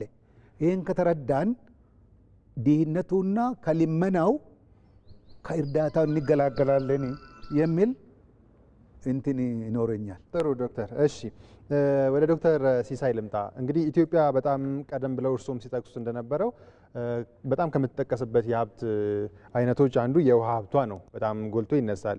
እርስዎ ደግሞ በዚሁ በውሃ ሀብት አስተዳደር ላይ እንዳሉ ተመራማሪና መምህር ከዚህ ጋር የተገናኘ ሀሳብ ለማንሳት ነው። ቀደም ብለው ዶክተርም ሲያነሱ እንደነበረው እንግዲህ የኢትዮጵያ የድህነት ምክንያት ብለውም ሲያነሱ የባህር በር ማጣት አንዱ ምክንያት ነው ብለዋል። የአባይ ጋር ተያይዞ ደግሞ በተለይ ከናይል ወንዝ ጋር ተያይዞ የሚነሱ ለረጅም ጊዜ ከሌሎች ሀገራት ጋር ባለው ግንኙነት ያለው ሴራውም አንዱ ለኢትዮጵያ አለማደግ ምክንያት ተደርጎ ይነሳል እና የቀደምት የዓለም ስልጣኔንም ስንመለከት እንግዲህ በዓለም ላይ የተነሱ ትልቅ ስልጣኔዎች የሚባሉ ስልጣኔያቸው እድገታቸው ከውሃ ጋር የተገናኘ ነው እና ኢትዮጵያ ደግሞ ትልቅ የሆነ የውሃ ሀብት አላት ተብላ የምትጠቀስ ሀገር እንደመሆኗ እነዚህን የውሃ ሀብቶች ለእድገታችን መሰረት አድርገን ለመጠቀም ደግሞ ከድህነት ከተረጅነት ለመላቀቅ በሚደረገው ሀገራዊ ራዕይ ውስጥ እንዴት መጠቀም ይኖርብናል እነዚህን ሀብቶች? እጅግ በጣም ጥሩ ጥያቄ ነው ብሩክ ያነሳልኝ። ጠቅላይ ሚኒስትሩ ያነሱት የተረጅነት እንትን ላይ እንዳሉት እሳቸውም እኔም ቅድም ሲጀምር እንዳልኩት ይሄ ከፖለቲካ አጀንዳ በላይ ነው። እኔ አሁን አድማጭ ተመልካቾቼንም አደራ ምለው ይህን ውይይታችንን ስናነብ ከሆነ ነገር ጋር ካጣበቅ ነው ያው የተመለሰው ቀደም ዶክተር ዱጋሳ ያነሳው ታሪካችን የመተላለቅ ታሪካችንን ነው የምናኝከው ማለት ነው። ይሄ ከዛም በላይ ነው። ድህነት አሳፋሪ ነው። ድህነት ቅድም እንዳልኩት ባለ ብዙ ፈርጅ ነው። ስራ ላይ ሆኖ እኮ ስራ አጥም የምንሆንበት አለ እኮ ስራችንን በአግባቡ ካልሰራን ማለት ነው። አንዳንዴም ስትራቴጂ ስናወጣ ስራው የሚፈልገው አቅምና የምናሰማራው ሰው የመስራት አቅም ካልተመጣጠነ ስራም ላይ ሆነን ስራ አጥ እንሆናለን ማለት ነው። ስራም ላይ ሆነን ወይም በሙሉ ልብ በተሳትፎ ለመስራት በሙሉ ልቤ ካልገባሁበት ስራም ላይ ሆኜ ደሞዝም እየተከፈለኝ ስራ አጥ ሆናለሁ። ስራ አጥን ያነሳሁት አንዱ የድህነት መፈልፈያው የተረጅነት መፈልፈያው አንዱ ቋት ስለሆነ ነው ስራ አጥ የሚሆነው ማለት ነው። ያ ከዛ አንጻር እኔ ድህነት እንደ ድህነት የሚያሳፍር ነገር የለም። እንደ ድህነት ሁሉንም ማሳተፍ ያለበት ሁሉንም ኢትዮጵያውያን አንድ የሚያደርግ ነገር መኖር የለበትም። ይሄን ይዘን ወደ ውሃችን ስንመጣ እኔ የህዳሴ ግድብ መሰረት ድንጋይ ሲጣል ጀርመን ፒኤችዲን እየተማርኩ ነበር ያለሁት። የዛን ሁለት ስራዬን እርግፍ አድርጌ ሙሉ ሌሊት ቁጭ አልኩና ጎግል እርዝ የሚባል የሆነ ሶፍትዌር ላይ ገብቼ ቦታውን አግኝቼው ውሃውን ሞልቼ አሁን የሚታዩትን ደሴቶች ሁሉ አይቼ አደርኩኝ። ሌሊቱ ሙሉ ቁጭ ብዬ ማለት ነው። ለምንድን ነው ያን ያደረኩት? ከዛ በፊት የነበረኝ የድህነትና በተለይ ውሃ ያለመጠቀም ታሪክ በጣም ዘግናኝ ነበር። በተለይ ከግብጾች ጋር ከሌሎች ሀገሮች ጋር ያለኝ ግንኙነት እጅግ ነው የሚንቁን። አሁን ቅድም ጠቅላይ ሚኒስትሩ እንዳነሱት ድሀ ስንሆን በሀብታችን ሁሉ ነው የምንናቀው። ውሃችሁ የእናንተ አይደለም፣ ባህር በራችሁ እኔ እኮ ድፍረት እኮ ነው። በቃ ድሀ ስንሆን እንዴት እንደምንናቅ ነው እኮ። ይሄን ዜጋው እኔ አድማጭ ተመልካቹ በደንብ ስክን ብሎ ወጣቱም አዛውንቱም ትልቅ ስልጣን ያለውም የሃይማኖት አባቱም የፖለቲካ መሪዎችም ቁጭ ብለን ማሰብ አለብን እንዴት እንደምንናቅ። በራሳችን ውሃ ራሳችን ተሰዳቢ ከመሆን በላይ ነው። ወደ ትንሽ ወረድ ብናደርገው እዚሁም እንደው ሀገራችን ላይ እንደው ከሀገር አውርደን ወደ ቤተሰብ እንኳን ብናወርድ ቤተሰብ ውስጥ ያለው የቤተሰቡ አባል እኩል ታታሪ ሆኖ ካልሰራ ያ ቤተሰብ የጠብ አውድማ ነው ሊሆን የሚችለው። አንዱ ቁጭ ብሎ ሲዞር ብሎ የሚመጣ ከሆነ ማዕድ ላይ ያችን ነው የተገኘችዋን ግን ለመቁረስ የምንሻማ ከሆነ እንትን ስነልቦናችን ይበላሻል። ተረጅነታችን እያደገ ይሄዳል። ወይ ከወንድሙ ወይ ከአባቱ ብር የሚጠብቅ ደግሞ ሌላ የቤተሰብ አካል ይኖራል። ያ ጭቅጭቅ ያስነሳል። እቺ ማለት ነች ኢትዮጵያ። አሁን በቃ ቤተሰብ ውስጥ ያለው እያደገ የቤተሰብ ወይ ጥርቅም ይሆንና ሀገር ሆነናል። ሀገር ስንሆን ግን ከሌሎች ሀገሮች ድህነታችን የከፋ ሆነ። የአእምሮ ድህነት፣ የትምህርት ድህነት፣ የስራ ባህል ድህነት፣ የተፈጥሮ ሀብት አለመጠቀም ድህነት ያይመጣል እና ቅድም ያነሳውን ላይ ሲሄድ ወዲያውኑ ያሞልቼ ካየሁ በኋላ አንድ የማህበራዊ ገጽ ግሩፕ ከፈትኩኝ። እዛ ላይ የጻፍኳት ማብራሪያ ነች። አሁን እዚህ ላይ ላነሳለህ የፈለኩት ውሃ የሁሉ ነገራችን መሰረት ነው ትላለች ያቺ የጻፍኳት በዛን ጊዜ 2003 ላይ ማለት ነው። የጎረቤቶቻችን ጋር ያለ ዲፕሎማሲ ነው ውሃ። የምንበላት የምንለምናት ስንዴ ከውሃ ነው የምትሰራው፣ ዳቦ ሆና የምትመጣው እሷ ነች ይላል ያ ጽሁፍ ላይ። ከፖለቲካ ስልጣናችን ከውሃ ጋር የተያዘ ነው። እንደው ከሞላ ጎደል የሃይማኖት መምህር ባልሆንም ሃይማኖታችንም ከውሃ ጋር የተያዘ ነው ያለው። የኛ የኢትዮጵያ ሃይማኖት ባህላችን በቀጥታም በተዘዋዋሪ ከውሃ ጋር የተያዘ ነው። ደኑ ከውሃ ጋር ነው፣ እህሉ ከውሃ ጋር ነው ያለን። የምንሰራቸው ሁሉ ነገሮች ከውሃ ጋር የተያዘ ነው፣ የማይያዝ የለም። እና ውሃ ዋና ለድህነትም አንዱ ከዋናዎቹ አንዱ ያደርገዋልና እሱ ላይ ያለን ግንዛቤ የኛ ሀገር ከወንዝ እየራቅን ነው ከተሞቻችን ያሉት። ሱዳን ሻገር ስንል የህዳሴ ግድብን አለፍ ስንል ከተሞችና ሁሉ ነገር ስልጣኔ ያለው ኤፍራተስም ላይ ምንም ላይ ስልጣኔ ወንዝ ጋር ነው ያለው። ባህላችን መፈተሽ አለበት። ውሃ እየሸሸን ተራራ ላይ እየወጣን ተራራ ላይ እየተዋጋን ውሃውን የምንለቅበት ባህልም አንዱ ኃይለኛ ነገር ነው ማለት ነው። ስለዚህ ውሃችንን መጠቀም ስንጀምር አሁን እንኳን እድሜ ለህዳሴ ሁላችንም እንኳን ደስ ያለ። ቀጣይ ከ200 በላይ ግድቦች አሉ፣ የመስኖ ግድቦች እየተሰሩ ያሉ። እነሱም በፍጥነት መጨረስ፣ ወደ ስራ ማግባት፣ በ10 ሺዎች ገበሬዎች ያን ውሃ ይጠቀማሉ። እነሱን ማሰልጠን፣ ያን ውሃ በትክክል በብቃት ተጠቅሞ ለምርት ለሀገር ውጭ ምርት ሁሉ ማቅረብ መቻል ስንችል ያን ጊዜ ዲፕሎማሲያችን ያን ጊዜ መከባበራችን እየጨመረ ይሄዳል። ይሄ ምንም ግልጽ የሆነ ነገር ስላለ ነው። ይሄን ተመልክተን እያንዳንዱ የፖለቲካ ድርጅት ፖለቲካ የሚያቋቁም ሃይማኖት የሚመራ ትምህርት ቤት ተለያዩ ተቋማትን የሚመራ በሀገራዊ ጉዳይ ላይ በሀገራዊ ጥቅም ላይ ዝንፍ የምንል ከሆነ ድህነታችንን በቃ ምንጣፍ አንጥፈን እየተቀበልነው እንደሆነ መረዳት መቻል አለብን። ከቤተሰብ ጀምሮ በተሰማራንበት ቦታ ሆነ ታታሪ፣ ትሁት፣ ተግባቢ ከጦርነት ከምናምን ይልቅ እንዴት እንደምንግባባ ምንጨነቅ ምንከባበር ሆነን ከተገኘን አሁን ይሄ ርዕሳችን ላይ ያነሳ ነውን እኔ እንደውም ሃይስኩል እየዞርኩ ይሄን ከውሃም ጋር ያለ አንዳንድ እንትላለሁ በፍላጎት ከልጆች ጋር ትንንሽ ልጆች በጣም ይሄ አሁን የተናገርኩት በጣም ከግምት ያነሱና መቼ ነው አሁን ካለንበት ምንወጣው ይሉኛል። ከባድ ጥያቄ ነው። መልስ ለመመለስ ግን እንደ ሃይማኖታችንና እንደ ሀገራዊ ጥቅማችን ሆነን ማታ ተኝተን ጠዋት ከተነሳን እንሆናለን እላለሁ። እኔ በሙሉ ልብ ነው ይሄን የምናገረው። የምንፈልገውን ሆነን ሁለት ልብ ይዘን ልባችን ሌላ ነው አፋችን ሌላ እየሆነ መሄድ ትተን በሀገር ጥቅም ላይ በትውልድ ላይ አንድ አቋም ኖሮን ሃይማኖታችን የሚያዘው አትስረቅ እንዲያት በሚለው ፈጽመን ጠዋት የምንነሳ ከሆነ ኢትዮጵያ ጠዋት ከድህነት ተላቃ ትገኛለች። እኔ በሙሉ ልብ ነው ይሄን የምናገረው። ምክንያቱም ድህነት ብር ብቻ ስላልሆነ ነው፣ የህልና የአቲቲዩድ ስለሆነ የሀሳብ ስለሆነ ያንን ይዘን ከተነሳን እንሆናለላቸዋለሁ እኔ ተማሪዎች። እኔ ይሄን ስናገርም በሙሉ ልብ ነው የምናገረው። እኔ ምንም እንደው አዙሬም ጠይቄው ልጠራጠር የሚያስችለኝ ነገር አላየሁምና ዶክተር ዱጋሳ ያለው በሙሉ በዚህ መስፈርት ውስጥ አይተን እርም ብለን የምንተዋቸው ከሆነ ምንለያይበትን በንግግር ምንናገር በንግግር በድርድር እንትን ለማድረግ ከሰለጠንን በሚያግባባን ሀገራዊ ጉዳይ አሁን የምናነሳበት አሳፋሪ የሆነው የሀገራዊ ጉዳይ ከሌ ሀብታም ድሀ ሳይል ነው እኮ ይሄ ድህነት እየጨፈለቀ ነው ያለው። አሁን አይ እኔ በልቼ አድራለሁ ብሎ የሚኮፈስ ሰው ሊኖር ይችላል። አይደለም አሁን የምናነሳው ርዕስ ሁላችንም ድሀነን ሙልጭ ያልን ድሀነን እዚህ ሀገር ውስጥ ያለ ነው።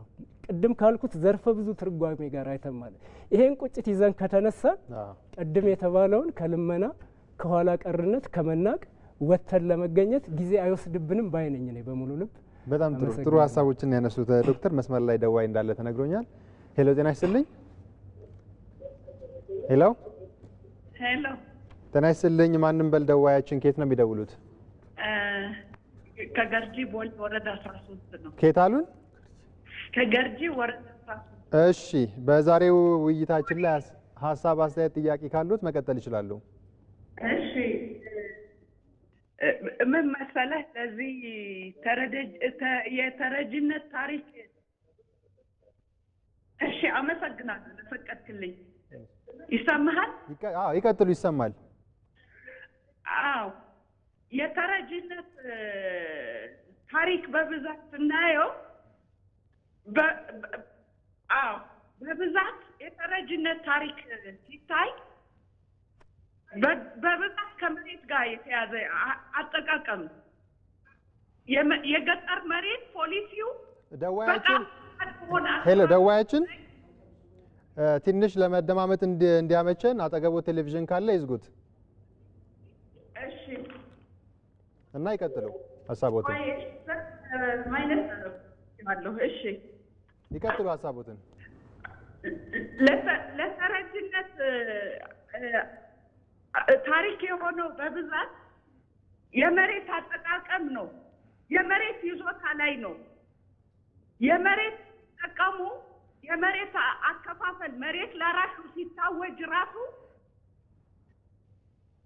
ለራሱ ከተረጅነት እንድንወጣ ያደረጉት ነገር ነው። በተለይ በድርቅ የተጠቁ መነሻ የሆነው የ66 አብዮት ራሱ ተረጅነት ታሪክ ያለው ነው። ይሄ ትልቅ ነጥብ የሚያስይዘው የመሬት አጠቃቀም ላይ ነው። የመሬት አወሳሰን ላይ ነው። በገጠር መሬት ላይ ከባድ የችግር አካሄድ አለው። አሁንም ድረስ ለልመና የሚዳርጋቸው ያለ የመሬት አጠቃቀም ነው። የመበላለጥ ነገር፣ የስግብግብነት ነገር ያሳያሉ በታሪኩ ላይ። የፍርድ ነገር ያሳያል በታሪኩ ላይ። በቲያትር መልክም እያየነው ነበረ በብዙ ጊዜ። በተለይ ባልተማረ ህብረተሰብ ላይ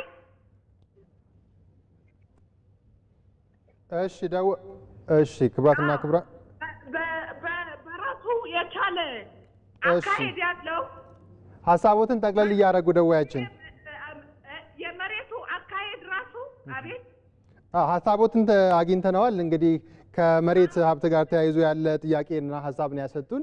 በጣም አድርገን ነው የምናመሰግነው። ይሄንን በስፋት እንግዲህ በውይይታችንም የምናነሳው ነው የሚሆነው። እሺ እንግዲህ ከመሬት ሀብት ጋር ተያይዞ ሀሳብ ሲያነሱ ነበረ ደዋያችን። እንደሚታወቀው እንግዲህ በተለይ የሚታረሰው መሬት ራሱ ብናይ እንደ ኢትዮጵያ ሊታረስ ከሚችለው ወይም ደግሞ በግብርና መልማት ከሚችለው መሬት ግማሽ ያክሉን ነው የተጠቀመችው ይባላል እና ይሄ በእርግጥም ከመሬት አጠቃቀም ጋር ተያይዞ በርካታ ክፍተቶች አሉ። ግን አሁን ላይ የተጀመሩት በግብርና ስራዎች የተጀመሩ ስራዎች ግን በጣም የሚያበረታቱና ብዙ በቀጣይም ብዙ ምርታማነት የሚጠበቅበት እንደሆነ ማንሳት እንችላለን። በቀጣይ ወደ ወላይታ ሶዶ ስቱዲዮአችን እናቅናና አቶ ተመስገን ጋር እንሂድ። አቶ ተመስገን እንግዲህ እዚህ ስቱዲዮ በርካታ ሀሳቦችን እያነሳን ነው የምንገኘው። በተለይ ከተረጂነት ከመላቀቅ ጋር ተያይዞ የተያዙ ሀሳቦችን እያነሳን ማለት ነው። እንግዲህ ለአንድ ሀገር እድገት በጣም መሰረታዊ ከሚባሉ ጉዳዮች አንዱ የሰው ሀብት ነው ወይም ደግሞ የህዝብ ቁጥር ነው። ኢትዮጵያ ደግሞ በዚህ እንግዲህ ቀደም ብለው ዶክተር ዱጋሳም ሲያነሱት እንደነበረው ከ130 ሚሊዮን በላይ የሚሆን የህዝብ ቁጥር ያላት ሀገር እንደሆነች ይነሳል። ለዛውም ደግሞ አብዛኛው የህዝብ ቁጥር ወጣት የሆነባት ሀገር ማለት ነው። ወጣት ባለበት ደግሞ እንግዲህ ወጣት አምራች ኃይል ከመሆኑ ጋር ተያይዞ ለአንድ ሀገር ኢኮኖሚያዊ እድገትም በጣም ወሳኝ እንደሆነ ይነገራልና ከዚህ ጋር ተያይዞ ኢትዮጵያ ያላትን የሰው ሀብት በተለይም ደግሞ ወጣቱን ኃይል እንዴት ነው ለልማት ማዋል የምትችለው እና ከተባለው ከተረጂነት ለመላቀቅ የምትችለው? በድጋሚ በጣም አመሰግናለሁ። ቅድም ጠቅላይ ሚኒስትራችን ሲናገሩ ሲሰማ ነበርና ድህነት በጣም አጸያፊ እንደሆነ ከዚህ ድህነት ለመውጣት ቁርጠኛ መሆን እንዳለብን ምክንያቱም ይሄንን ሁሉ ሀብት ይዘን ይሄንን ወጣት ኃይል ይዘን ምክንያቱም ይሄ ምንድነው ኮሚትመንትን ይጠይቃል። ለምን ደሃ ሆንኩኝ የሚለውን ቁጭት በቁጭት ውስጥ በመግባት ለምን ይሄ ሀብት ይያለ ይሄ ሪሶርስ ይያለን ቅድም ሲነገር የነበረውን ኢትዮጵያ ጥሩ የሆነ መልክዓ ምድር ያላት ሀገር ከ130 ሚሊዮን ህዝብ 70 እና ከዛ ፐርሰንቱ ወጣት ኃይል አምራች ኃይል ሆኖ ይያለ ለምንድነው ደሃ የሆነው ብለን ምን ማድረግ አለብን? በቁጭት ተነስተን የሚያስከፍለንን ዋጋ ማንኛውም አይነት ዋጋ ከፍለን ቶሎ ብለን ከድህነት መውጣት እንዳለብን ጠቅላይ ሚኒስትሩ ሲያወሩ ይሰማ ነበርና ይሄንን አንደርላይን አድርጋለሁ ማለት ነው።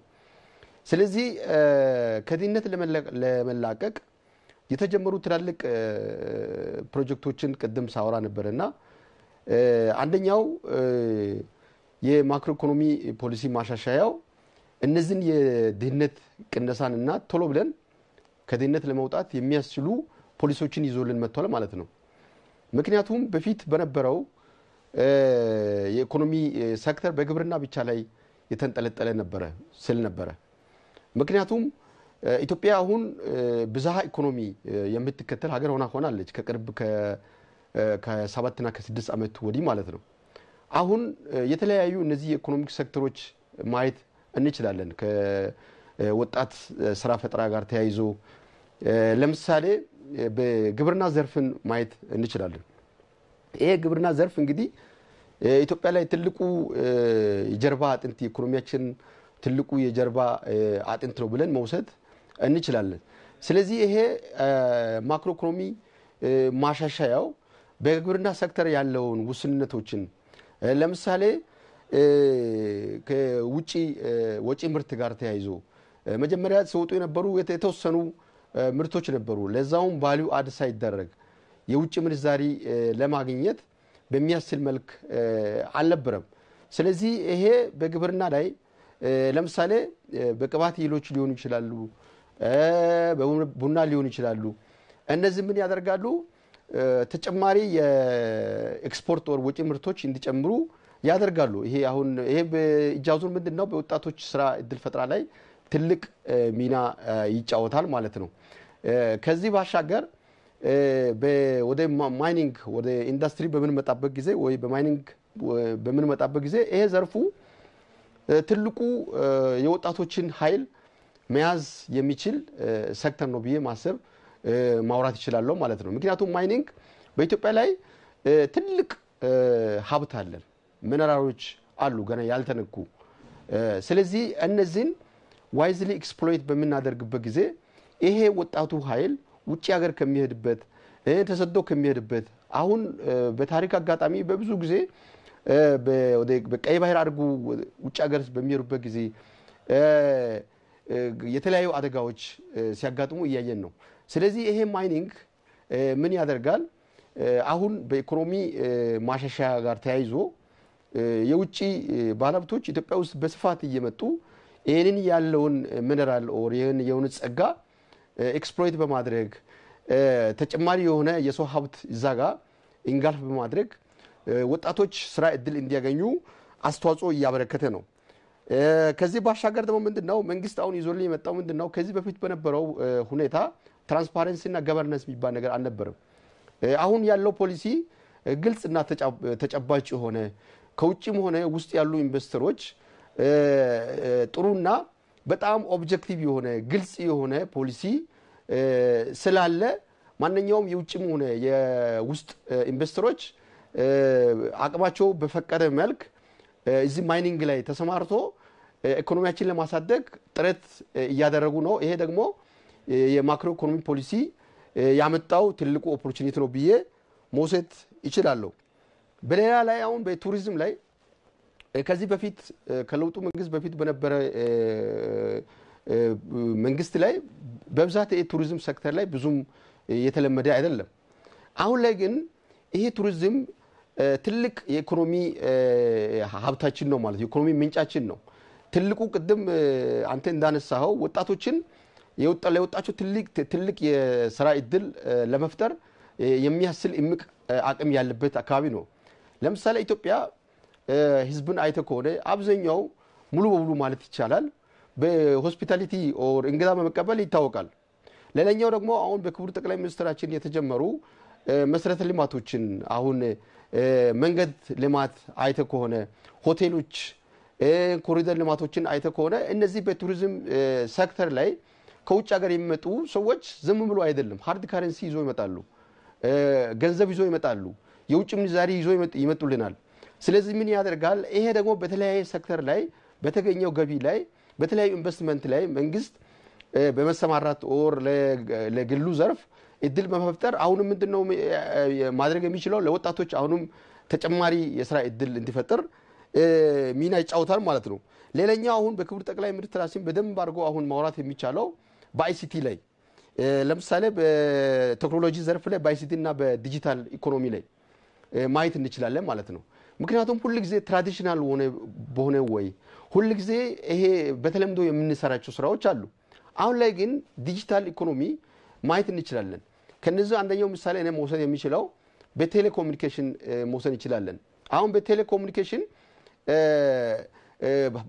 ምንድነው በግማሹ አሁን ወደ ፕራይቬታይዝ እየተደረገ ነው ወደ ግሉ ዘርፍ ምናምን ነገር መንግስት ትራንስፎርም እያደረገ ነው ይሄ ደግሞ ምንድነው የሚያደርገው እነዚህ ከመንግስት ወደ ግሉ ዘርፍ ትራንስፖርት በመናደርግበት ጊዜ ምንድነው አንደኛ የተለያዩ ኢንፍራስትራክቸሮች የተለያዩ ኢንቨስተሮች ምን ይሆናሉ ኮምፒቲሽን ተወዳዳሪነትን መንፈስ ይዞ ይመጣሉ ያን ጊዜ ምን ያደርጋሉ ዋጋዎች ይቀንሳሉ ከዚህ በፊት በነበረው አካይ ሳይሆን መሰረተ ልማቶች ይሳለጣሉ አሁንም ለወጣቶች የሥራ እድል ይፈጠራል ኤክስፖርት ኦር የውጪ ምርቶች ላይ አሁንም ተጨማሪ ገቢ እንድናገኝ ያደርጋል ማለት ነው ዞሮ ምንድነው ይሄ ማክሮ ኢኮኖሚ ማሻሻያ ፖሊሲ ይዞ የመጣው በብዙ ሴክተሮች አንደኛው አካታችነቱ ኢንክሉሲቭ ነው ለምሳሌ አሁን ፋይናንስ ተቋማትን ከዚህ በፊት በነበረው ሁኔታ በጣም እንዝላልነት ነበር ትራዲሽናል በሆነ ወይ ነበር ሲከተሉ የነበረው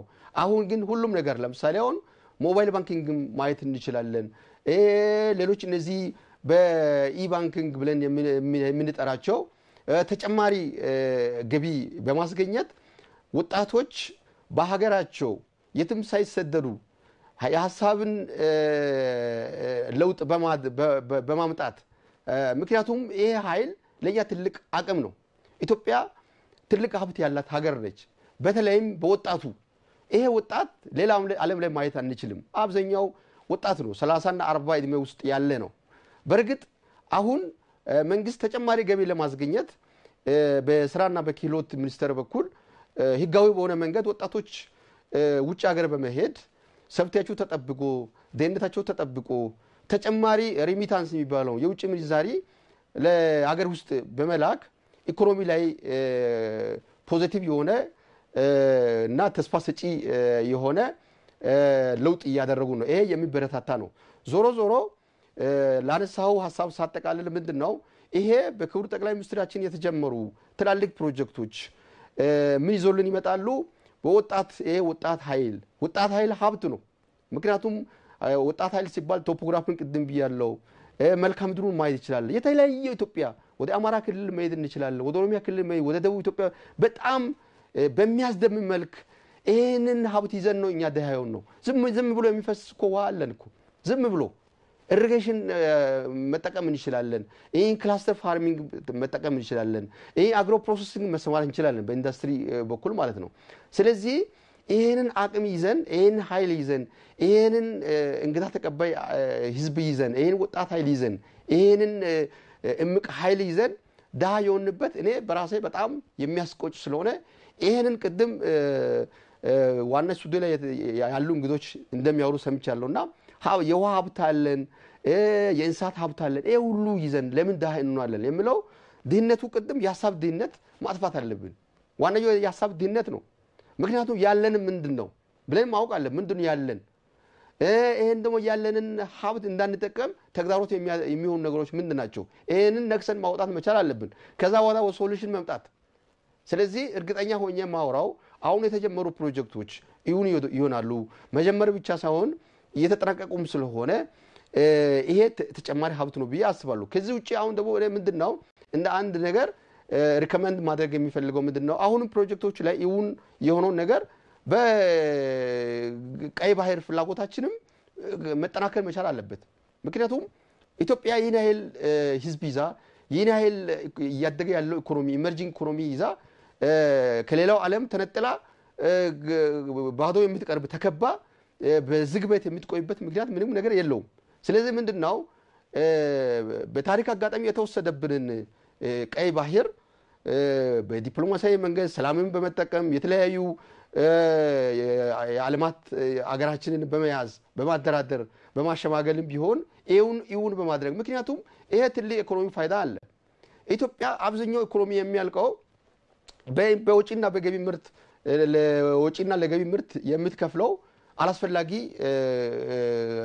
ፈንድ ነው ማለት ነው ምክንያቱም ይሄን ማለት ይቻላል ለምሳሌ በ100 ብር 25% ወደብ እንከፍላለን ማለት ነው ይሄ ለኛ ምንድነው በፖለቲካ ላይ የሚያመጣው ተጽዕኖ ቀላል አይደለም በኢኮኖሚ ላይ የሚያመጣው ተጽዕኖ ቀላል አይደለም ዞሮ ይሄንን ወጣት ኃይል ይዘን እንደዚህ ዳሃ የሚሆንበት ምክንያት ስለሌለ አማራሮችን ይሄንን በማጠን ተጨማሪ ሀብት እንዲሆኑ እላለሁ። አመሰግናለሁ። በጣም እናመሰግናለን አቶ ተመስገን በርካታ ሀሳቦችን አንስተዋል። እንግዲህ እንደ ሀገር ከድህነት ከተረጂነት ለመላቀቅ የሚደረገውን ጥረት ከሚደግፉ ከተባሉና በቅርብ ዓመታት እንደ ሀገር ከተጀመሩ ለውጦች አንዱ በተለይ የኢኮኖሚ መሰረት የሚባሉትን ዘርፎች ማስፋት አንዱ መሰረታዊ ጉዳይ እንደሆነ ይታወቃል። በተለይ ቀድሞ የኢትዮጵያ ኢኮኖሚ እንግዲህ በዋናነት የተንጠለጠለው ግብርና መር የሚለው አካሄድ ላይ ስለነበረ አሁን እንግዲህ ዘርፉን የማብዛት ከጀርባችንም ተመልካቾች እንደሚመለከቱት እንግዲህ 5 መሰረታዊ ዘርፎች እንግዲህ የኢኮኖሚ መሰረት ይሆናሉ ተብሎ ታስቧልና ከዚህ ጋር ተያይዞ ከሰሞኑ በፓርላማ ቆይታቸው ማብራሪያ ሲሰጡ የነበሩት ጠቅላይ ሚኒስትር ዶክተር አብይ አህመድ ከዚህ ጋር የተያያዘ ሀሳብ አንስተዋል። ለውይይታችንም መነሻ እንዲሆነን እሱን ተከታትለን ተመልሰን እንገናኛለን። የኢትዮጵያ ኢኮኖሚ ግብርና መር የሚል ፖሊሲ ይከተል ነበር። ግብርና መምራቱ ስህተት ወይም ነውር ባይሆንም እንደ ኢትዮጵያ ላለ ኢኮኖሚ በአንድ ሴክተር መሪነት ላይ ተንተርሶ መስራት ካለንበት የደህንነት አረንቋ በፍጥነት ሊያወጣን አይችልም። ብዝሃ ዘርፍ እና ብዝሃ ተዋናይ የኢኮኖሚ አቅጣጫ መከተል አለብን የሚል እምነት ተይዞ የተነደፈው ፖሊሲ በእጅጉ ውጤታማ የሆነ እንዳለ ሁላችሁም የምትገነዘቡት ጉዳይ ነው።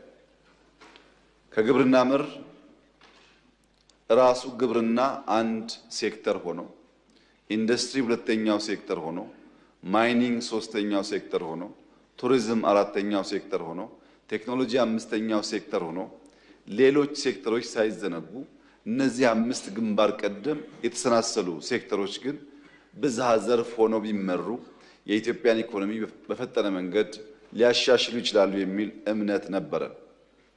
ግብርና ለኢንዱስትሪ ግብአት ነው። ማይኒንግ ለኢንዱስትሪ ግብአት ነው። ኢንዱስትሪ ደግሞ ግብርናን የሚያፋጥን ማሽን ፈጣሪ ነው። ማይኒንግን ለመጠቀም የሚያስችሉ ቴክኖሎጂዎች የሚፈጥረው ደግሞ ኢንዱስትሪ ነው። ቴክኖሎጂ እዛ ታክሎበት ብዝሃ ዘርፍ መሆኑ የኢትዮጵያ ኢኮኖሚ አሁን በታየው መንገድ ስር ነቀል ለውጥ እንዲያመጣ የሚያስችል ተጨባጭ ውጤት እያስገኘ መሆኑን ያሳያል። ብዝሃ ተዋናይ ደግሞ ያልነው መንግስት አንድ ኢኮኖሚ አንቀሳቃሽ ኃይል ሆኖ ብቻውን ሳይሆን መንግስት ከግል ሴክተር ጋር ተሳስሮ ብቻውን ሳይሆን መንግስት ከህዝብ ጋር ተሳስሮ መንግስት ከአጋር ድርጅቶች ሲቪክ ሶሳይቲ ጋር ተሳስሮ የኢትዮጵያን ልማት በየፈርጁ ማፋጠን አለበት የሚል እምነት ተይዟል። በተለይ ፓብሊክ ፕራይቬት ፓርትነርሺፕ የሚባለው ሐሳብ በሐሳብ ደረጃ ያለ ቢሆንም ፓብሊክ ፒፕል ፓርትነርሺፕ ግን በመንግስት ደረጃ ግልጽ አቅጣጫ የተቀመጠለት ከለውጡ በኋላ ነው። መልካም እንግዲህ ቀደም ብለው ጠቅላይ ሚኒስትሩም ሲያነሱት እንደነበረው ቀድሞ የነበረው ግብርና መር ብቻ የሆነው ወይም ደግሞ ግብርና ላይ ብቻ መሰረቱን ያደረገው ኢኮኖሚ አሁን ብዝሃ ዘርፍ ሆኖ መሰረቱን ያሰፋበት ሂደት በጣም ለውጥ እያመጣ እንደሆነ አንስተዋልና እሳቸውም እንዳሉት አሁን የኢኮኖሚው መሰረት መስፋቱ በተለይ ከግብርና በተጨማሪ ማኑፋክቸሪንጉም ቴክኖሎጂውም ማዕድኑም ቱሪዝሙም እንዲሁ የኢኮኖሚ መሰረት ሆኖ መምጣቱ በሀገራዊ እድገት ደግሞም ቀደም ብለን ስንወያይበት የነበረውን ከተረጂነት የመላቀቅና ከድህነት የመውጣቱን ሀገራዊ ራዕይ በምን መልኩ ሊያግዝ ይችላል? ዶክተር አመሰግናለሁ። ጠቅላይ ሚኒስትሩ ያሉት ትክክል ነው። በሊትሬቸሩ ላይም አለ ባላንስድ ግሮዝ የሚባል ነገር አለ። ግብርና ሞከረ ግብርና ራሱን አልመራም የሚሉ ትችቶች አሉ። ለምንድን ነው የማይመራው? አንድ እጅ አጨበጭብም፣ ሁለት እጅ ሲሆን እንዲህ እናጨበጭባለን። ለምንድን ነው ያልመራው? ምርጥ ዘር፣ ማዳበሪያ፣ ኮምባይነር ሃርቨስተር፣ ትራክተር ከኢንዱስትሪ ይመጣል። ያን ነው አምባላንስድ ግሮዝ። በአንድ ጦር ግንባር ብቻ ነው የዘመን ነው። ጦር ግንባሩ ሰላማዊ ጦር ግንባር ነው። በምን መዝመት ነበረብን? በግብርና፣ በኢንዱስትሪ፣ በአገልግሎት፣ በቴክኖሎጂ፣ በባህል። ምክንያቱም የስራ ባህላችንም በጣም የወረደ ስለሆነ በእነኚህ ሁሉ ባላንስድ ወይም ደግሞ አመጣጥነን ስንጓዝ የሚያኮርፍ የኢኮኖሚ ሴክተር አይኖርም። አንዱ ያኮርፋል። ለአንዱ በጀቱን ከፍ አደረግን ዳጎስ ያደረገን ሌላው ረሳ ነው። ነገር ግን ይሄ ግራ እጅ ቀኝን ካላጠበ ቀኙ ግራን ካላጠበ አንዱ ያኮርፋል ወይም ደግሞ ኢዲቪ ይሆናል፣ ባክቴሪያ ይገባል። ይሄ ባላንስ ማድረጉ ትክክለኛ ጉዞ ነው። አንድ ኢኮኖሚስት አለ ናርክ የሚባል ባላንስ ግሮዝ ላይ በሁሉም አቅጣጫ ሰላማዊ ጦርነት ከታወጀ አኩራፊ ሴክተር የለም ይላል። አሁን እየተወሰደ ያለው ይህን ስናደርግ በማሻሻያም በምኑም ድሮ አዲስ አበባ ላይ ብቻ ነው ሁሉ የሚታጨቀው። አሁን አዲስ አበባ ያየሁትን የኮሪደር ልማት ክፍለ ሀገርም ገጠሪም አየን። ስለዚህ አዲስ አበባ ላይ የሚከማችበት ምክንያት አዲስ አበባ ያለ እዛ ካለ አዲስ አበባ ያለ ውበት፣ አዲስ አበባ ያለ ንጽህና፣ አዲስ አበባ ያለ ኢንዱስትሪ፣ አዲስ አበባ ያለ የጤና አገልግሎት ካለ እንጃኔ ለሽርሽር ለጉብኝት ካልሆነ በስተቀር እዚህ መጥቶ ቤት ሰርቶ እንትን ይኖራል። ምክንያቱም በዓለም ታሪክ ሰው ባለበት አካባቢ ነው ጽዱ፣ ለጤና የሚመች ለምን የሚመች ለኑሮ የሚመች ከኖረ አሁን የጀመርነው አይ ቲንክ በብዙ መልኩ ቪዛ የሚያደርገው ብዛት ተሳፋሪ፣ ብዛት ተሳታፊ፣ ብዛ ኢኮኖሚ የሚባለው እነኚህ በሙሉ ከዚህ ውስጥም ደግሞ የሚገባው አሉ።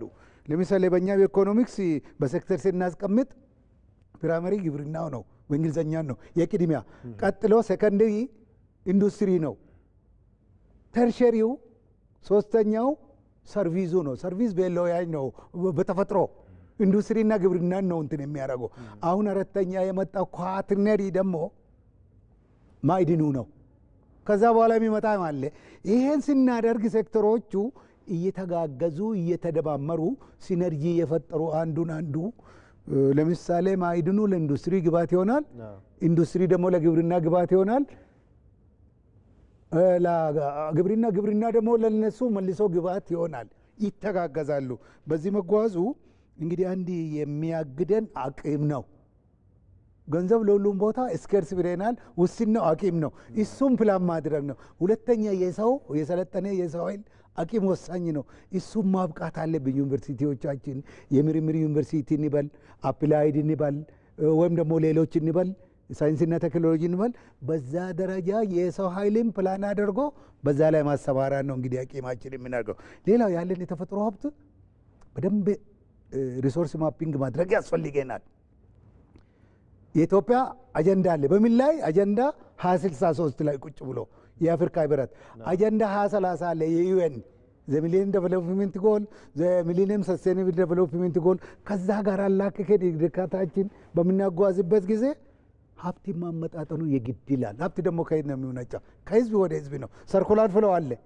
እኛ በምንከፍለው ግብር ኢንቨስት ይደረጋል። ኢንቨስት የተደረገው ለህዝብ ደሞዝ እንበለው፣ ጤና እንበለው፣ መንገድ እንበለው ሰርኩላር ፍሎ በዚህ ስለሚሰራ ይሄንን ካየን በኋላ ከማን ጋር እናስተሳስራለን? ከተፈጥሮ ጋር።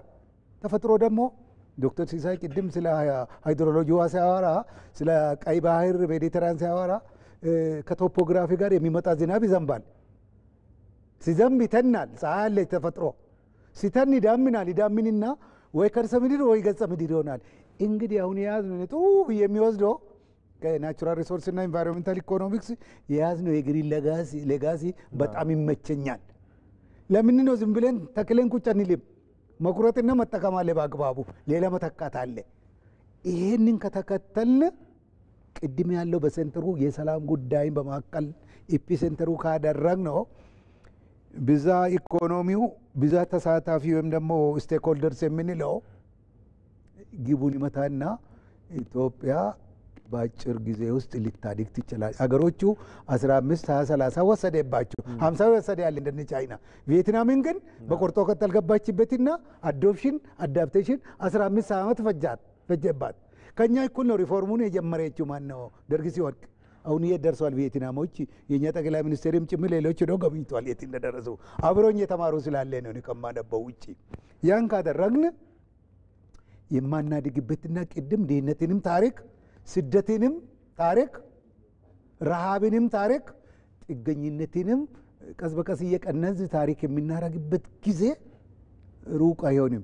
ምን ሲሆን ኮሚትሜንት መሰጠት፣ የአመራር ኮሚትሜንት፣ የመስራት ኮሚትሜንት፣ ጊዜንና ሀብትን በአግባብ የመጠቀም ኮሚትሜንት። አጭር ጊዜ ነው የሚኖር። በዚህ ውስጥ ይህ ቆጨን ይገባል። እኔ ምን ያበረከትኩ እንዴት ኖርኩ? ሰዓትን፣ ገንዘብን፣ ሀብትን የኔ የሚለን ወደኛ እኔ እያልኩ ወደኛ ወደ እነሱ እያልን የጋራ ካደረግ ነው የኢኮኖሚክ ጉዞው የሚነግረን ስለሆነ እኔ እንደ ትልቅ እንትን አድርጌ መላየውም የማደጌን ጉዳይ ሀብቱ አለን። አመራሩ አሁን እየመጣ ነው። ችግሮች አሉ። በእርግጥ እዚህ ውስጥ ውጣ ውረድ ወጣ ገባዎች የሉም ብዬ ያልገባው አለ፣ ግራ የተጋባው አለ። ሁለት እግሩን እዛም እዚህ የተከለ ደግሞ ውጭ ሆኖ ፈንዲ ያደርጋል። ሲመች እዚህ ይመጣል፣ ሳይመች ደግሞ ውጭ ሆኖ ሁለት ቤት አለው። እኛ ግን አንድ ቤት ነው። እኔ አንድ ጉድጓድ ነው ያለኝ። ኢትዮጵያ ብቻ እንዳይጥ ሁለት ጉድጓድ የለኝም። እንደዛ አብዛኛ ኢትዮጵያ ያለ ኢትዮጵያን ነው። እነኚህም ደግሞ መልእክት የማስተላልፈው ቢታረሙና እናት ሀገራችን ባዩ ከዚህ ወጥቶ ሲመች ኢትዮጵያዊ ሳይመች ደግሞ አገሩን አልጠራም ያ የሚሆን ከሆነ ሁለት ካፖርት በጣም አስቸጋሪ ይኖሩ እዛ ሀብት ያመንጩ እዛ። ነገር ግን እናት ሀገራቸውን ባይወጉና ባያስወጉ በዚህ ሰበብ ደግሞ ኢንካም ጄኔሬት ባያረጉ አደራ ጭምር ነው እንደ አንድ ኢትዮጵያዊና ከዛ አኳያ ብናይ ጥሩ ነው የሚለውን ነው አስተያየት። በጣም ጥሩ።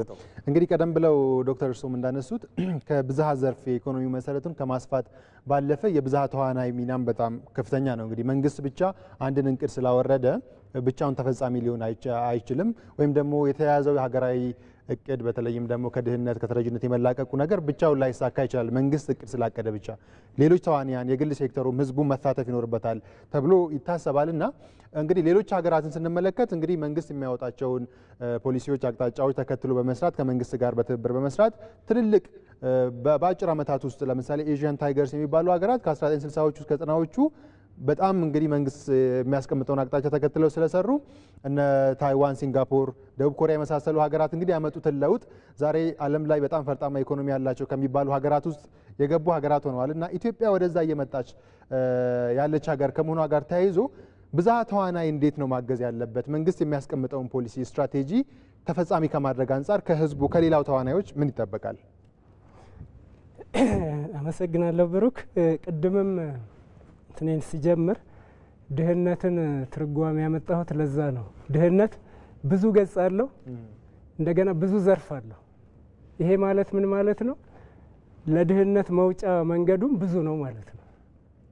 ብዙ ገጽ ያለው እንደገና ደግሞ ብዙ ዘርፍ ያለው ነው። ከዚህ በፊት የነበረው ግብርና መርም ላይ እንደዚሁ አስተያየት ስንሰጥ ነበር የቆየ ነው። የአሁኑ አሁን 5 ዘርፎች ሌሎችም ሳይረሱ በዛ ውስጥ ነው። የሚቀጥለው ደግሞ የስትራቴጂክ አመት ላይ ደግሞ ሌሎቹ ደግሞ ሊቀድሙ ይችላሉ እያየን ማለት ነው። እንደዛ የምንሄድበት በብዙ እጥፍ የተሻለ ነው ያሁኑ ያለው ማለት ነው። ልክ አሁን አንተ እንዳነሳው ብሎ ግብርና መር ብቻ አንስተን ከሄድን ገበሬ ላይ ብቻ እናተኩራለን፣ ሌላውን እንተዋለን። አንዱ የድህነት መፈልፈያ ቋት መገለልና ማግለል ነው። ማግለል ወይ ከመንግስት ወይ አቅም ካለው ያገለዋል፣ የተገለለው አካል ያኮርፋል፣ አኩርፎ ይጎዳል፣ ሀገርን ይጎዳል፣ ኢኮኖሚውን ይጎዳል፣ ምን ይጎዳል። መገለል ደግሞ አለ፣ ራሱ ደግሞ ባለቤቱ አግሎ የሚሄዳል። እሱም ትሪት መደረግ አለበት። ያገለለበትን ምክንያት ለምንድን ነው የማትሳተፈው ተብሎ የራሱ ዘዴ ያለው ሁሉም የተሞከረ። እኛ ሌት ካመርስ ገና ጀማሪዎች በመሆናችን ቀድመው ከሄዱት አሁን ቅድም ካነሳቸው ሀገሮች ከኛም ጉድለቶች ድክመቶችም ብዙ የምንማረው ነገር አለ። አሁን እዚህ መድረክ ላይ ዘርዝረን የማንጨርሰው በጣም ቁጭ ብለን የምንወያየው በጣም ብዙ መፍትሄዎች አሉ። ወደ ርዕስ ስመጣ ራሱም ያገለለ ወይም ደግሞ ለሀገር ይጠቅማል ብሎ የሚፍጨረጨረውም ሰው ያገለለው የመሰለው ወይም ያገለለው ካለ ቁጭ ብሎ እየተናገሩ አሁን ያልኩ ዘርፈ ብዙ ጥሩ መፍትሄ ሆኖ ተግዳሮቱ ምንድነው? እሱ እንደዛው ብዙ ሰፋ ብሎ አስቦ መስራትን ይጠይቃል። ቅደም ተከተል አውጥቶ መስራትን ይጠይቃል። ያለችውን ውስን ሀብት አሁን ዶክተር ዱጋሳ እንዳለው ያችን ውስን ሀብት የትኛው ትስስር ላይ ወይም የትኛው ሴክተር ላይ ምን ያህል እጅ ብመድብ ነው። እኔ ቦን ፒኤችዲን ስማር አንድ ኢንተርዲስፕሊናሪ ኮርስ ነበር። በሞዴል እንደ ልጅ ጨዋታ አድርገው ግን የሀገርን ሀብት እንዴት በጀት እንደምንበጅት ነበር ሲያስተምሩን የነበረው። አንዱ ጋር ስናደርገው ግራፉ አፕሳይድ ዳውን ይሆናል፣ ይገለበጣል። ደግሞ የተወሰነች ሀብት ደግሞ ወደዚህ ስናደርግ ያን እያየን አማካይ የሆነ ሁሉንም ይዞ ሊነሳ የሚችል ሁሉንም ይዞ ሊነሳ ሲባል በኢኮኖሚም በስራ እድልም በስልጣንም በመመካከርም የሚያኮርፍ አካል ሙሉ በሙሉ አይቀርም፣ ግን በጣም መቀነስ ስንችል ነው ይሄ ዘርፈ ብዙ በአጭር ጊዜ ስኬታማ ሊሆን የሚችለው ማለት ነው። ስለዚህ ሁለት ነው መልእክት እዚህ ላይ ማስተላለፍ የሚችለው። አንደኛ የተገለለ የመሰለው ያገለለም እነኚህን ነገሮች ቁጭ ብሎ ቶሎ መፍታት ይጠይቃል። ስለ ሮጥን ብቻ ይፈታል ብሎ መጠበቅ አንዳንዴ የዋህነት ነው። ብዙ ታሪክ አለን ከዚህ በፊት። አሁን በንጉሱ ጊዜ የህዳሴ ግድብን ጨምሮ ከአሜሪካ ጋር በመደራደር የሆቨር ዳምን አይተው በጣም ተቆጭተው መጥተው ትምህርትና ውሃ ላይ ትልቅ ስራ ሰርተው ነበር ንጉሱ።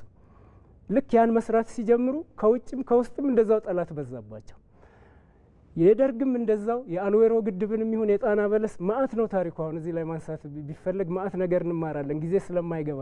አልዌሮ ራሱ ብቻውን አሁን ላነሳ ነው ርዕስ በጣም ብዙ ትምህርት የሚሰጥ ነው። አልዌሮ ግድብ እንትን ላይ ያለው የጣና በለስ ሆስፒታል፣ ሩዝ ማቀነባበሪያ፣ የቧንቧ ማቀነባበሪያ ፋብሪካ ተሰርቶ እንዴት እንዳወደም ነው ቁጭ ብለን ተመልሰን ብንማር ብዙ የሚሰሙኝ አድማጭ ተመልካቾች ያውቁታል። ይሄንን ብንማር አሁን ለምንሰራው 5ቱ መዋቅር ላይ እንዴት ታጋሽና ትሁት ሆነን ታታሪ ሆነን ሰርተን ማለፍ እንደምንችል ትምህርት ይሰጠናል። እዛ ላይ ያለውንና ቁጭ ብለን መደማመጥ አለብን ማለት ነው። አሁንም ይሄ ዘርፈ ብዙ ኢኮኖሚ በአጭር ጊዜ ውስጥ የምንፈልገውን ሊያመጣልን የሚችለው ዜጋው፣ የተማረው ኃይል፣ ተማሪው፣ ገበሬው፣ ነጋዴው ከሀገሪቷ ዳር እስከ ዳር በሰላም በአጭር ጊዜ በፍጥነት 24 ሰዓት ተንቀሳቅሶ ሲሰራ ነው። አለበለዚያ አይሆንም። ብንጥርም የተወሰነ እንሄድና ለታሪክ አስመዝግበን ተመልሰን ጭቃችን ውስጥ እንገኛለን። ይሄ በጣም መሰመር አለበት። በቃ እንኳን በአየር እየሄድን ምናምን አይደለም በእግራችን በበቅሎ በምን ሁሉ ሄደን እንኳን ያልፈታነው ችግር ነው ያለው። አሁን ግን ባለው ሁኔታ ላይ ተዘዋውሮ መስራት፣ ተንቀሳቅሶ ማምረት፣ አትርፎ ለባንክ ወለድ መክፈል፣ እንደገና ሌላ እሴት መጨመር፣ ማነቆን ቶሎ ብለን ይሄ መንግስት ብቻ የሚመለከት አይደለም። አሁን የሚሰሙኝ ሰዎች ወደሆነ ነገር ላይ እየወረወርኩ ያለ እንዳይመስላቸው እያንዳንዳችንን ነው የሚመለከተው። የእምነት ድርጅቱን ይመለከታል፣ ተቋማትን ይመለከታል ሁሉ። ስለዚህ ይሄ ዘርፈ ብዙ የሆነው አሁን 5ቱ ጠቅላይ ሚኒስትሩ ያነሱት አንኳር የሆኑ ሌሎችን አንድ ጋር አድርጎ የሚሄድ መዋቅር ስኬታማ እንዲሆን እንዲህ አይነት ያሉ ማነቆዎችን ከስር ቶሎ እየፈታን መሄድ ለነገ የማይባል ስራ ነው የሚሆነው ማለት ነው። አንዳንዴ በስራ የሆነ ለውጥ ይገኛል ሲባል ከውጭም ከውስጥ የሚከፋቸው አካላት ታሪካችን ጠንቅቅ አድርጎ እናውቀዋለን ገና ሲፈጠር። እኔ መንግስት ልክ አሁን ህወሓት ህዳሴ ግድብ ሲጨምር በቃ ይሄ መንግስት ይጥሉብናል አሁን እያልኩ አስብ ነበር እኔ። ምክንያቱም የሀገር ኢንተረስት ጋር መመለስ ጀመሩ ማለት ነው። አሁንም የሀገር ኢንተረስትን ማስከበር በሚጀመር ጊዜ ኩርኩሙ ኃይለኛ ነው። ያን ኩርኩም ዜጋውም ሁሉም ተባብሮ እንትን ካላደረገው ይወድቃል። አንድ ስትራክቸር ብቻውን አቅም የለውም ማለት ነው። እና ከዛ አንጻር አይተን ብንሄድ ጥሩ ነው። እኔ እንደው እዚች ላይ ጊዜ ካለ ለማንሳት የደቡብ ኮሪያው ያጠራ አድርገው የደቡብ ኮሪያዋ እንደው እሷን ላንሳና ደቡብ ኮሪያም አሁን እንደዚሁ አሁን ቅድም ካነሳቸው ጋር አብረው ነው ሄዱትና ኒው ኮሚኒቲ ሙቭመንት የሚባል ወይም አዲስ የማህበረሰብ ንቅናቄ የሚል ቅድም ጠያቂያችን ያነሱት የገጠር መሬትም አለ። ከዛም ጋር ይያዛል የደቡብ ኮሪያ። ልክ ያ መሬት አሁን የኢትዮጵያ ሀብት መሬትና ህዝብ ነው የመጀመሪያው ሀብታችን። ሁለቱን ተኮር አድርገን ካልሰራን እንወድቃለን። እና ይሄ የደቡብ ኮሪያው ሳሙኤል አንዱንግ የሚባል በሳቸው አነሳሽነት ተነሳና ገጠሩን ላይ እድገትን መሰረት ያደረገ ክፍፍል በኋላ ይመጣል ግድ የለም ለዛሬ እድገት ላይ ብቻ መሰረት እናድርግ፣ ካደግን በኋላ ማከፋፈሉ ችግር የለውም በሚል የገጠር መሬት ላይ የገጠር አኗኗር ላይ ስር ነቀል የሆነ እንቅስቃሴ ያደረጉ። በምን ያን ዜጋውን ይዘው ነው አሳምነው የሄዱት። እውነትም እንደተባለው ትልቅ ለውጥ መጣ እና በከተማና በገጠር መካከል ያለው የገቢ ልዩነቶች እየጠበቡ መጡ። አሁን ላሉበት ጋር መሰረት ሆናቸው። ያ በአጭር ጊዜ ውስጥ ነው ወጥተው አሁን ደቡብ ኮሪያ ለዓለም ሀገራት ቡናን ጨምሮ የቡና ፕሮዳክትን ከኛ ወስደው በማድረግ ግንባር ቀደሞቹ ናቸው ከኛም ቀድመው ያሉትና እዛ ላይ ደርሰዋልና እኔ ዜጋውም ሁላችንም ተባብረን አንድ ሀሳብ ይዘን ዋና ራዕይ ይዘን ልዩነቶቻችንን በዛ ስር ዋናውን በማይነካ ዋናውን የምንነካ ከሆነ ሀገር ክህደት ነው ለኔ። እኔ እንደው ጠበቅ ያለ ህግ በሀገር ክህደት ብናወጣ ብዙ ትልልቅ ሰዎች እስር ቤት የሚገቡበት ነው የሚታየኝ። አሁን ቅድም ካነሳ ነው ጋር ይሄ ሀገራዊ ራዕይን ከመጨፍለቅ ጋር እኔ አፌን መክፈት የለብኝም እዛ ላይ ብዬ ነው የማስበው። ምክንያቱም ዋናው መሰረት ጥለን ምንድነው የምናገኘው ጥቅም? ቅድም ያልነው የህሊና የአቲቲዩድ ድህነት ማለት እሱ ነው። ዋናው ቤትህን አፍርሰህ ወይም ሳሎንህን መኝታ ቤትህን እያቃጠልክ ሳሎን መሞቅ የሚባል ሀሳብ የት ያደርሰናል? እና እሱን ትተን ነው ይሄን ዘርፈ ብዙ የሆነ ጥሩ ነገር ማሳካት የምንችለው ለማለት እወዳለሁ። አመሰግናለሁ። በጣም አመሰግናለሁ ዶክተር። ሰዓታችን እየተገባደደ ስለሆነ በጣም የተወሰኑ ደቂቃዎች ነው ያሉን። ወደ አቶ ተመስገን ወደ ሶዶ ስቱዲዮ እንሂድና አቶ ተመስገን በጣም አጠር አድርገው እንዲያነሱልን የምንፈልገው እንግዲህ በቅርብ ጊዜ የተጀመሩ ትልልቅ ሜጋ ፕሮጀክቶች አሉ በመንግስት በተለይ ከ30 ቢሊዮን ዶላር የሚገመቱ ትልልቅ ፕሮጀክቶች እንደ ሀገር ተጀምረዋል እና እነዚህ ፕሮጀክቶች እንግዲህ ሀገር የኢኮኖሚን ለማሳደግ ከሚደረገው ጥረት ደጋፊ ይሆናሉ ተብለው የሚታሰቡ ናቸው። ደግሞም ከተረጂነትም ለመላቀቅ በጣም ወሳኝ ናቸው ተብሎ ይታሰባልና እርስዎ በዚህ ላይ ያሉት እይታ ምንድነው? በተለይ ቀጣይ ለሚደረጉ ሀገራዊ ራዕዮችና ጥረቶች እነዚህ ፕሮጀክቶች መጀመራቸው እንዴት አለ ፋይዳ ይኖራቸዋል? ኦኬ አመሰግናለሁ። በድጋሚ ቅድም ሳነሳ እንደነበረው ትላልቅ ፕሮጀክቶች ተጀምሯል ብቻም ሳይሆን የተጠናቀቁም አሉ። አሁን ደግሞ ላውንጅ የተጀመሩም አሉ ማለት ነው። ስለዚህ የነዚህ መጀመር ሀገራዊ ኦር ናሽናል ኢኮኖሚ ላይ ምን አይነት ቫልዩ አድ ያደርጋል የሚለው ነገር ትልቅ ኢሹ ነው ማለት ነው። ይሄ አሁንም እነዚህ የተጀመሩ ፕሮጀክቶች ቅድም እንዳልነው በሀገሪቱ ኢኮኖሚ ላይ የሚያመጣው ፋይዳ በጣም ትልቅ ነው ብዬ አስባለሁ። ምሳሌ ማንሳት ይችላልው። አሁን ባለፈው የተጠናቀቁና የተመረቁ ዋነኛው የኢትዮጵያ ታላቁ አባይ ግድብ መውሰድ እንችላለን። ይሄ መጀመር በኢኮኖሚ ብቻ ሳይሆን በፖለቲካው ዘርፍ ማየት እንችላለን። የፖለቲካውን እንተውና ወደ ኢኮኖሚ በምንመጣበት ጊዜ አንደኛ ትልልቅ ካለው ኢኮኖሚ ካለችን ውስን ሀብት ያለው የሌለው ተረባርቦ በራሱ አቅም ነው ያጠናቀቀው ይሄን ፕሮጀክት። ስለዚህ ይጠብቃል ይሄ ህብረተሰብ አንደኛው የኃይል ምንጭ ይሆናል ለምሳሌ ማለት ነው። የኃይል ምንጭ ይሆንልናል። አብዛኛው የሀገሪቱ አካባቢ መብራት እያገኘ አይደለም። ስለዚህ ይሄ ምንድነው ለዶሜስቲክ ዩዜጅ ትልቅ ሚና ይጫወታል። ምክንያቱም ኢኮኖሚው ማደግ ካለበት እነዚህ ገጠራማ አካባቢ ያሉ ህብረተሰብ ክፍሎች መብራት ማግኘት መቻል አለባቸው። ይሄንን ይቀርፍልናል። ሌላኛው ደግሞ ምንድነው እነዚህ ስሞል ኤንድ ሚዲየም ኢንተርፕራይዝ የሚባሉ አሉ። በየአካባቢው ላይ ተደራጅተው የሚሰሩ ወጣቶች አሉ። ይሄ በሀገር ኢኮኖሚ ላይ የሚያመጣው ፋይዳ ቀላል አይደለም። ስለዚህ እነዚህ ኃይል ይፈልጋል። ይሄ እነዚህ ጥቃቅንና አነስተኛ ላይ የተሰማሩ ወጣቶች አካባቢ ላይ ያለውን ሀብት ተጠቅመው ወደ ገበያ ለማውጣት ማርኬተብል ለማድረግ ምን ያስፈልጋል? ኃይል ያስፈልጋል። ስለዚህ ለነዚህ ወጣቶች ተደራጅተው እንዲሰሩ ዘንድ ምን ያደርጋል? አቅም ይሆንላቸዋል ማለት ነው። ዞሮ አቅም ፈጠረ ማለት ስራ አጥነትን ይቀንሳል። ስራ አጥነትን ቀነሰ ማለት እነዚህ ስራ አጥነትን ብቻ ሳይሆን ያመረቱትን ምርት ቀጥታ ውጭ ሀገር ምንድነው የውስጥን ምርት ከውጭ የሚመጣው በመተካት ወር ሳብስቲቱሽን ላይ ከባድ ሚና ይጫወታል ማለት ነው። ከዛ ሌላ ደግሞ ምንድነው ይሄ ኢኮኖሚ ላይ የሚያመጣው ፕሮጀክት አሁን ይሄ አባይ ግድብ ምንድነው እነዚህ ጎረቤት ሀገሮች ኃይልን የሚፈልጉ አሉ። ስለዚህ ቀጥታ ከሽያጩ የሚገኘው ገቢ በሀገሪቱ ኢኮኖሚ ላይ የሚያመጣው ተጽዕኖ ቀላል ነው የሚባል አይደለም። ይሄ አንደኛው ምሳሌ ነው አባይ ግድብ። ሌሎችም ቅርብ ጊዜ በአፋር ክልል የተጀመሩ ፕሮጀክቶች አሉ። እነዚህ ሲጠናቀቁ አንደኛ ምን ያደርጋል? ቀጥተኛ የሆነ ኢኮኖሚ ላይ ኢምፓክት የሚፈጥሩ ናቸው። ለምሳሌ ማንሳት ይችላል። አብዛኛው የኢትዮጵያ ኢኮኖሚ ከዚህ በፊት የነበረው ምንድነው ከውጪ በሚመጡ ምርቶች ላይ ቴክኖሎጂዎች ላይ ሐሳቦች ላይ ጥገኛ ሲሆን የነበረ ነው። እነዚህ በሚጠናቀቁበት ጊዜ ምንድነው ዳይሬክት ፎሬን ኢንቨስትመንት የሚባለው አለ። ቀጥተኛ የሆነ ኢንቨስትመንት ለምሳሌ ማለት እንችላለን። ቀጥታ የቫልዩ ቼንን አድ በማድረግ መሀል ላይ ያሉ ብሮከሮች አሉ። እነዚህ ደላላዎች አሉ። ቀጥታ ከውጭ ሀገር የሚመጡ ባለሀብቶች ከሳፕላየሩ ከአርሶ አደርና ከአቅራቢዎቹ ቀጥታ በመውሰድ የቫልዩ ቼንን ከፍ ሊያደርግልን ይችላል ማለት ነው ፕሮጀክቱ ሲጠናቀቅ። ዞሮ አሁን በዚህ ተናግረን የማንጨርሳቸው ብዙ ፋይዳዎች ይኖራሉ።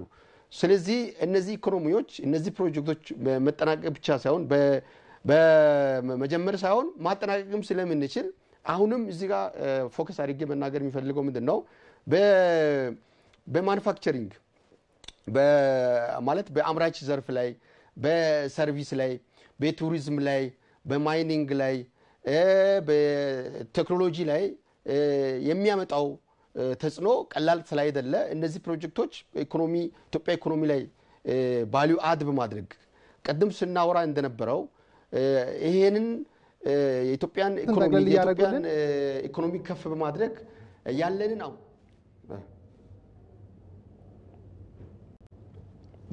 እና ሳጠቃልል ምንድነው እነዚህ ፕሮጀክቶች መጀመር ለኢትዮጵያ የሚያመጣው ኢኮኖሚክ ፋይዳው ቀላል የሚባል አይደለም ለማለት ፈልጋለሁ። አመሰግናለሁ። በጣም እናመሰግናለን። በጣም አንድ ደቂቃ ልስጦት ዶክተር፣ ሰዓታችን እየተገባደደ ስለተነገረኝ ግን ማንሳት ያለብን ወሳኝ ጉዳይ ስላለ ነው። በቅርቡ ጠቅላይ ሚኒስትሩ በፓርላማ ንግግራቸው ሲያነሱ እንደነበረው እንግዲህ በ2032 የአፍሪካ ሁለተኛ ግዙፍ ኢኮኖሚ እንደምትሆን ኢትዮጵያ በ2036 ደግሞ ቀዳሚዋ ኢኮኖሚ እንደምትሆን አንስተዋልና ይህንን ለማሳካት ምን አይነት ሀገራዊ ጥረትና ቁርጠኝነት ይጠይቃል? እንደማጠቃለያ እናንሳው። በጣም ጥሩ ባህር እንትን ነው ያነሳ ነው። በዚህ የማንጨርሰ ነው መንካታችን ጥሩ ነው። ይህን ለማሳካት ግቡን ለመምታት ቁርጠኝነት አሁን ይፈለጋል። እንግዲህ ካለፈ ምን ተማርን የሚለው ከቅርብ ጊዜ ከግድባችን ምን ተማርን፣ አሁን ደግሞ ስለ ቡታ ጋዙ ምን እየተማርን ነው፣ ስለ ማዳበሪያ ምን እየተማርን ነው። ፕሮጀክትን በጊዜ የመጨረስና የማቀድ ሀብትን በአግባቡ የመጠቀም በሱ ላይ ካሰመርንበት በጣም ያለምነውን የወጠነውን እቅድ ማሳካት እንችላለን። በዚህ እንግዲህ ሀብትን በአግባቡ መጠቀም ትልቁ ነጥብ ነው። ከየት ነው የሚመነጨው? ከህዝብ ነው። ተመልሶ ወደ ነው የሚሄደው? ወደ ህዝብ ነው። እዚህ ላይ ቁርጠኝነት፣ አመራር፣ ስልጠና መሰጠትን በጣም ይፈልጋል። ሌላው ሁል ጊዜ እንትን የማንለው የሰላም ጉዳዩን ቢሆን ሰላም የለም ይላሉ። ሰላም ሲኖር ሀብት እንደ ልብ ይዘዋወራል። ሰው ከቦታ ቦታ ይዘዋወራል። አሁን ኑሮ የሚወደድበት ምርቱ እኮ ሞልተዋል። ገበያ እንዴት አዲስ አበባ ይድረስ፣ ሌላ የሚፈለገው ቦታ እንዴት ይድረስ የሚለው መልእክቱ ይህን ሁሉ እንትን ለማድረግ ሰላም ከተገኘ ሁሉም ይደረሳልና የሚጣሉ የሚዋጉ ነፍጥ ይዞ የተነሱም አሁንም እኔ እንደ አንድ ኢትዮጵያዊ አደራ የሚለው ያንን ሁሉ ትቶ በጠረጴዛ ዙሪያ ተሰብስቦ ለዚች ለደሃ ሀገር እያላት የዳየች ሀገር በጋራ ብንሰራና መሳሪያውን ጠበንጃውን ወደ ማጭድ፣ ወደ ዶማ፣ ወደ ትራክተር፣ ወደ ማረሻ ቢለውጥ ልዩነታችን እንዳለ ይዘን ብንጓዝ በጣም ቆንጆ ነው ብዬ አስባለሁና ሰላም ላይ በደንብ መሰራት አለበት። በሀብት በጣም እንጠቀም። መሪዎቻችንም አንዳንድ ጊዜ ብዙ ትጥቅ የሚያስፈቱ ነገሮች አሉ ከውጭ። በጣም ተስፋ መቁረጥ የለብንም። ሆነም ቀረን ባህሩ ውስጥ ገብተናል። ኦልሬዲ ባህሩ ውስጥ ገብተናል ማለት ወደ ኋላ መመለስ የለም። እሱ ላይ ተስፋ ባይቆርጡና የተቻለን እያደረግን መጓዝ የመጨረሻ አሪስታችን ባይሆንም ዞሮ የምናመርተው ምርት ብቻችን አንበላም። አንደኛ ተኪ ወይም ደግሞ ኢምፖርት ሰብስቲቱሽን ብለናል። ከዛ በኋላ ኤክስፖርት ፕሮሞሽን ልንል ነው።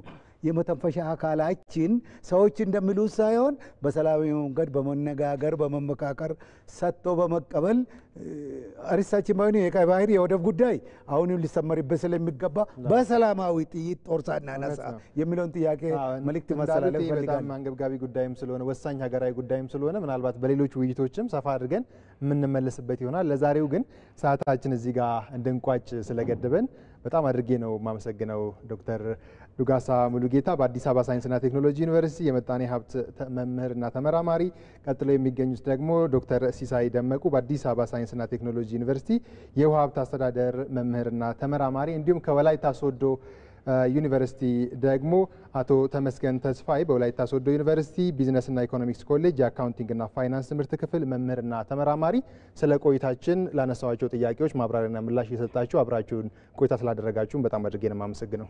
እኛም እናመሰግናለን። መልካም ክቡራትና ክቡራን ውድ ተመልካዮቻችን የዛሬው ዳጉ የተከታተላችሁትን ይመስል ነበረ። ውይይቱን የመራሁ ብሩክታ እያብሬያችሁ ነበርኩ። በሌላ ዳጉ ዳግም እስከምንገናኝ በያላችሁበት ጤና ይስጥልኝ።